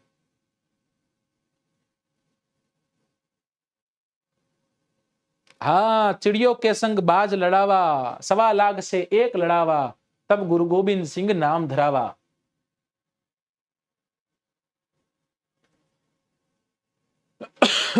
चलो, साचो आंसर શું આવશે દોસ્તો? ઓલમોસ્ટ 1.5 કલાક તમે ભણ્યા, તમને લાગ્યું? ન લાગ્યું ને?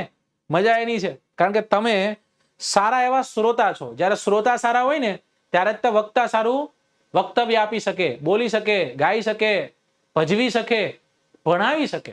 સમજાય છે? ચલો.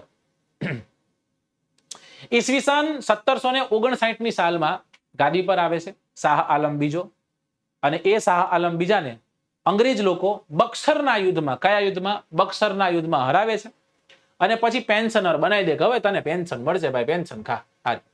ઈસવીસન 1759 સાલમાં ગાદી પર આવેલા શાહ આલમ બીજાને અંગ્રેજોએ બક્સરના યુદ્ધમાં હરાવી અને કંપનીનો પેન્શનર બનાવી દીધો.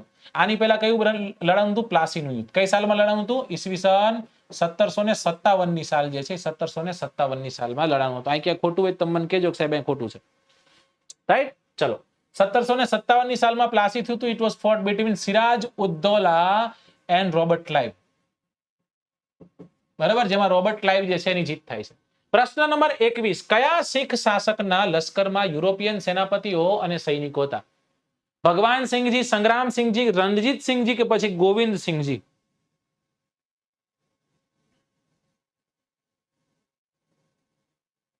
ચલો.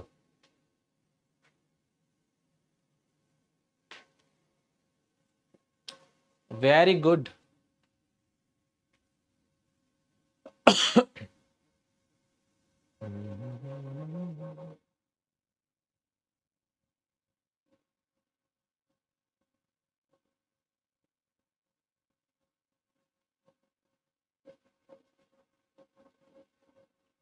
ચલો જલ્દી જલ્દી જલ્દી જલ્દી જલ્દી આન્સર માય ક્વેશ્ચન.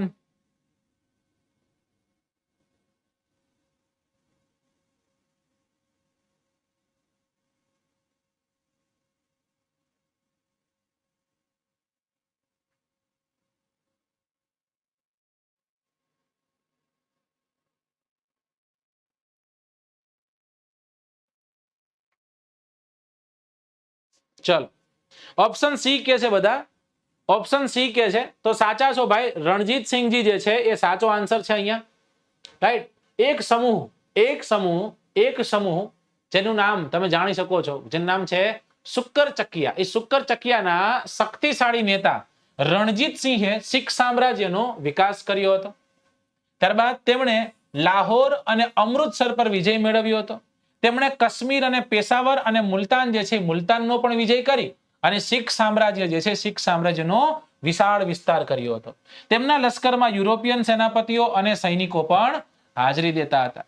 તેઓએ તેમના સૈન્યને યુરોપના સૈન્યની જેમ જ તે અતિ આધુનિક બનાવ્યું હતું.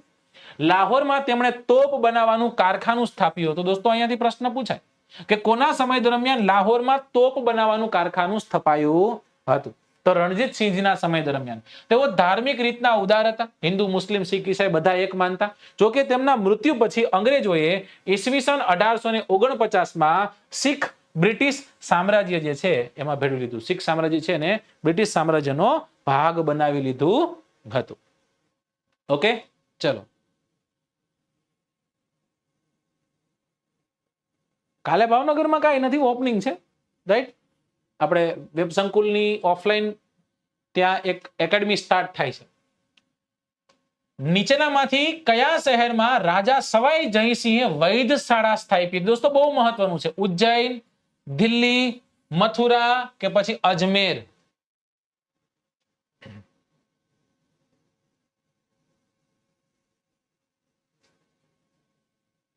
હા, કરાય એવું. પરેશભાઈ ઠાકોર, કરાય. સાચી સારી રીત છે, કઈ ખોટું નથી, કરાય.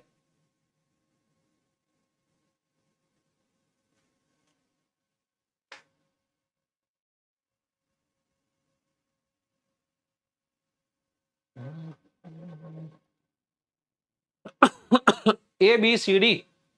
ઓકે, ન હતી પૂછ્યું છો, અહીંયા ન દીધો છે. તમારે પ્રશ્ન વાંચી લેવાનું. કદાચ મેં ભૂલથી કંઈક વાંચ્યું હોય તો તમારે તો સાચું વાંચી લેવાનું.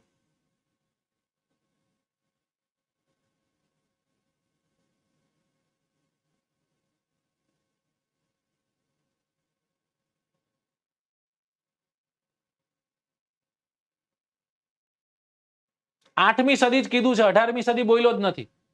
18મી સદીમાં ન હોઈ શકે તો બહુ સારી રીતના બધાને ખ્યાલ છે. અજમેર અહીંયા સાચો આન્સર છે. રાઈટ? મુઘલ સામ્રાજ્યના પતન પછી રાજસ્થાનના જયપુર સૌથી શક્તિશાળી રાજ્ય બને છે, જેમાં રાજા સવાઈ જયસિંહ જે છે એ જયસિંહ કુશાગ્ર રાજનેતા, સાથોસાથ સુધારક, કાયદાવિદ અને વિજ્ઞાન પ્રેમી રાજા હતા. તેમણે જયપુર શહેરની સ્થાપના કરી હતી દોસ્તો, રાઈટ, જેને આપણે પિંક સિટીના નામે ઓળખીએ છીએ. કેના નામે ઓળખીએ? Pink city. બરાબર. તેઓ એક મહાન ખગોળશાસ્ત્રી હતા. વિચારો, તેઓ દિલ્હી, જયપુર, ઉજ્જૈન, મથુરા વગેરેમાં આધુનિક વૈદશાળાઓ સ્થાપી હતી. તમે ઓલું જંતર મંતર જોયું ને, એ આમના દ્વારા સ્થપાયેલું છે. ઓકે, ચલો. ત્યારબાદ અન્ય રાજપૂત રાજ્યની વાત કરીએ તો જોધપુર છે, ત્યારબાદ બિકાનેર છે, કોટા છે, મેવાડ છે, બુંદી છે, આ બધા હતા. સિરોહી છે. બરાબર. તમને બધાને જાણ છે કે જ્યારે મેવાડ આવે એટલે આપણને શું યાદ આવે? આપણને યાદ આવે મહારાણા પ્રતાપ, આપણને યાદ આવે રતનસિંહજી બાપુ. બરાબર ને? આ બધા મહાન લોકો જે છે, મહાન ભારતના સુપુત, જેને આપણે કહી શકીએ કે ભાઈ ભગવાન નહીં પણ કદાચ ભગવાનથી ઓછા પણ નહીં, કારણ કે ભારતને બચાવવા માટે, ભારતના ધર્મને બચાવવા માટે, એ ભારતનો ધર્મ હિન્દુ ધર્મ નહોતો, ભારતીય ધર્મ હતો, એને બચાવવા માટે લોકોએ પોતાના પ્રાણની આહુતિ આપી. પ્રશ્ન નંબર 23, કયા પેશવાએ મરાઠા રાજ્યની તમામ સત્તાઓ પોતાના હાથમાં લઈ લીધી હતી? બાલાજી બાજીરાવ, બાલાજી વિશ્વનાથ, બાજીરાવ પહેલા કે પછી માધવરાવ?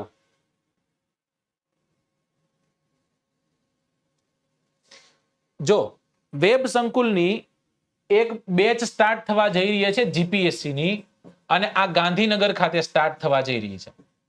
ક્યારે થશે? તો કે આ સ્ટાર્ટ થશે દિવાળી પછી. અત્યારે રજીસ્ટ્રેશન ચાલુ છે, રજીસ્ટ્રેશન ફૂલ થઈ ગયા પછી જગ્યા નહીં મળે. સાહેબ એ તો નહીં થાય, એવું નથી. આપણે 4 બેચો ફૂલ છે અત્યારે, અને 4 બેચમાં એમ કે ને આખો છકડો પેક હોય, પેલે બીજે ત્રીજે દિવસે બધું પેક થઈ જતું હોય છે. તો આ પહેલા આપણે એડવાન્સમાં પ્લાનિંગ કરીને મૂકી છે, એટલે આ પણ પેક થઈ જશે. તમે ઈચ્છુક છો, આવા માંગો છો, આવી જાઓ. દોસ્તો ભાવનગર મુકામે પણ બહુ જલ્દી બેચો સ્ટાર્ટ થશે. ભાવનગર ખાતે પણ બહુ જલ્દી બેચો સ્ટાર્ટ થશે. એના માટે વેબ સંકુલ ટેલિગ્રામમાં જે કોન્ટેક્ટ નંબર આપ્યો હશે એનો તમારે કોન્ટેક્ટ કરવો પડશે, ત્યાં તમારે પૂછવું પડશે. અહીંયા સાચો આન્સર આવશે બાલાજી વિશ્વનાથ. બાલાજી વિશ્વનાથ પ્રથમ પેશવા હતા. તેમણે મરાઠા રાજ્યનો વિકાસ કરી અને તમામ સત્તાઓ પોતાના હાથે લઈ લીધી. ઈસવીસન 1720માં તેમનું અવસાન થાય છે અને તેમના પુત્ર બાજીરાવ પહેલો પેશવા બને છે. તેઓ કુશળ યોદ્ધા હતા, ચતુર રાજનીતિજ્ઞ હતા. તેમણે ઘણા મુઘલ વિસ્તારો જે છે સામ્રાજ્યમાં ભેળવી દીધા.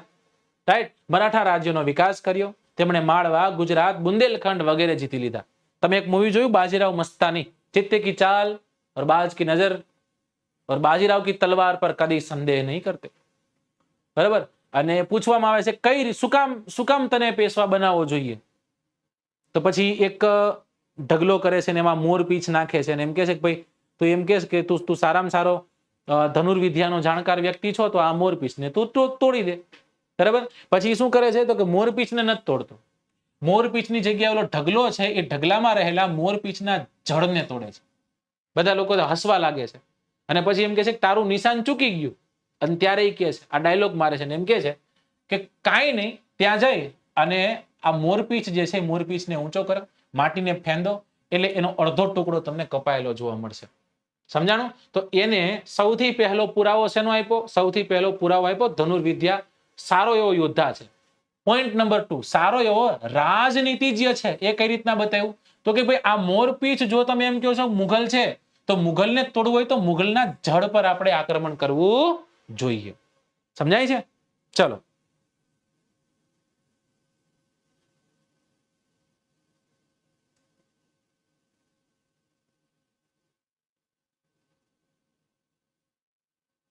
ના, અમદાવાદમાં નથી. ઉમંગ પંચાલભાઈ નથી આવશે એટલે કેશું તમને. ડન. કાંટા છોટા હે તબ ભી ચૂકતા હે. Very good. ચલો. એટલું જ નહીં, તેમણે હૈદરાબાદના નિઝામને પણ હરાવ્યા હતા. તેમણે મહારાષ્ટ્રને એક મહાન મરાઠા સામ્રાજ્યમાં પરિવર્તિત કર્યું હતું. 1720ની સાલમાં તેમણે તેમના અવસાન પછી તેમના પુત્ર બાલાજી બાજીરાવ પેશવા બને છે. તેમણે બંગાળથી લઈને મૈસૂર સુધી ક્ષેત્ર વિસ્તાર કર્યો હતો અને વિજય મેળવ્યો હતો.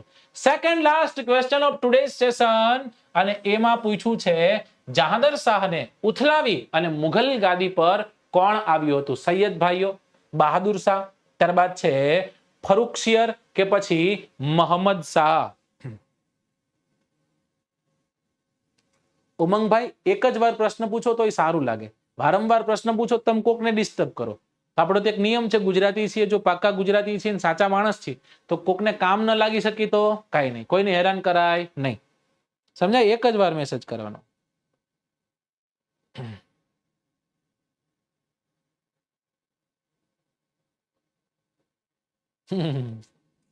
લીક પોપટ લીક, બારી ખોલી દો.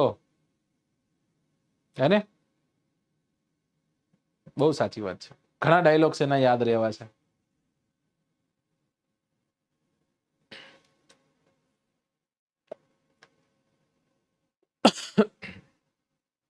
ચલો, સાચો આન્સર શું છે? સાચો આન્સર છે ઓપ્શન સી, ફરુખસિયર. ઓકે, કોની વાત છે? બહાદુર શાહનું ઈસવીસન 1712 ની સાલમાં અવસાન થાય છે. જહાંગીર શાહ ગાદી પર આવે છે. 1713 માં જ તેણે ઉથલાવી અને ફરુખસિયર ગાદી પર બેસે છે. આ સમય દરમિયાન સૈયદ બંધુઓ તરીકે ઓળખાતા બે ભાઈઓ સામ્રાજ્યમાં ઘણું વર્ચસ્વ ધરાવતા હતા. તેમણે ફરુખસિયરને ગાદી પરથી ઉઠાડી અને મોહમ્મદ શાહ જે છે મોહમ્મદ શાહને બાદશાહ બનાવ્યો હતો. Last question of today session.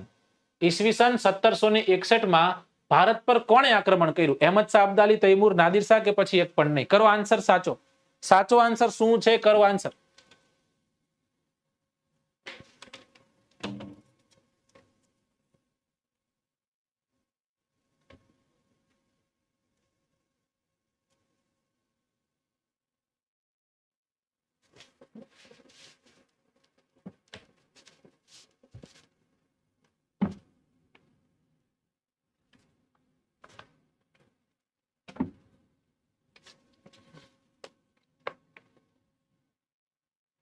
ચલો, એક ABCD શું સાચો આન્સર છે? નાદિર શાહ. નાદિર શાહ કે છે ભાઈ બધા? શું આવશે સાચો આન્સર? સાચો આન્સર આવશે અહેમદ શાહ અબ્દાલી. Option A. તમને બી લાગે એમ નો ચાલે ને, જે હોય એ કરવું પડે ને. શું આવે? સૌદીપભાઈ Bhatt, thank you so much. આવું છું, કાલે જ આવું છું. બરાબર. ઈસવીસન 1761 ની સાલ છે અને ઈરાન જે છે એ ઈરાનનો એક વ્યક્તિ જેનું નામ હતું શાહ અહેમદ શાહ અબ્દાલી, એને ભારત ઉપર આક્રમણ કર્યું. એ સમય દરમિયાન મરાઠા સત્તા પ્રવર્તમાન હતી. મરાઠાઓ અને અબ્દાલી વચ્ચે જબરદસ્ત એવું યુદ્ધ થાય જેને આપણે પાણીપતનું ત્રીજું યુદ્ધ કહીએ છીએ. પાણીપતનું ત્રીજું યુદ્ધ. પાણીપતનું ત્રીજું યુદ્ધ. પહેલું યુદ્ધ તમને બધાને જાણ છે. બીજું યુદ્ધ તો કે અકબર હતો. બરાબર, અકબર યુદ્ધ કરે છે. અને ત્રીજા યુદ્ધમાં કોણ આવે છે? તો કે ત્રીજા યુદ્ધમાં આવે છે અહેમદ શાહ અબ્દાલી. આ અહેમદ શાહ અબ્દાલીનું આક્રમણ થયું. મરાઠા રાજ્યની હાર થાય છે. આ સમાચાર મરાઠા સામ્રાજ્ય સુધી અને મહારાષ્ટ્ર સુધી પહોંચે છે અને આ આઘાતથી જે બાલાજી બાજીરાવ હતા એ બાલાજી બાજીરાવનું અવસાન થાય છે. આ યુદ્ધ જે છે એ યુદ્ધમાં મરાઠાઓ નિર્બળ બને છે અને ભારતનો આખો વિસ્તાર જે છે એ વિસ્તાર કોઈ એક મુસ્લિમ સત્તા હસ્તગત ફરી એક વખત વહી જતો હોય છે. તો દોસ્તો, આજના સેશનમાં આપણે જે ભણ્યા ચોપડી લેક્ચર નંબર 4. ઈસવીસન 1761 માં ઈરાનના શાહ અહેમદ શાહ અબ્દાલીએ ભારત પર આક્રમણ કર્યું. મરાઠા અને અબ્દાલી વચ્ચે પાણીપતનું ત્રીજું યુદ્ધ થયું જેમાં મરાઠા રાજ્યની હાર થાય છે. હારના સમાચાર મળતા જ તે આઘાતથી બાલાજી બાજીરાવનું અવસાન થાય છે અને આ યુદ્ધે મરાઠાઓને નિર્બળ બનાવ્યા. પરિણામે ભારતમાં બ્રિટિશ સત્તાનો ઉદય થાય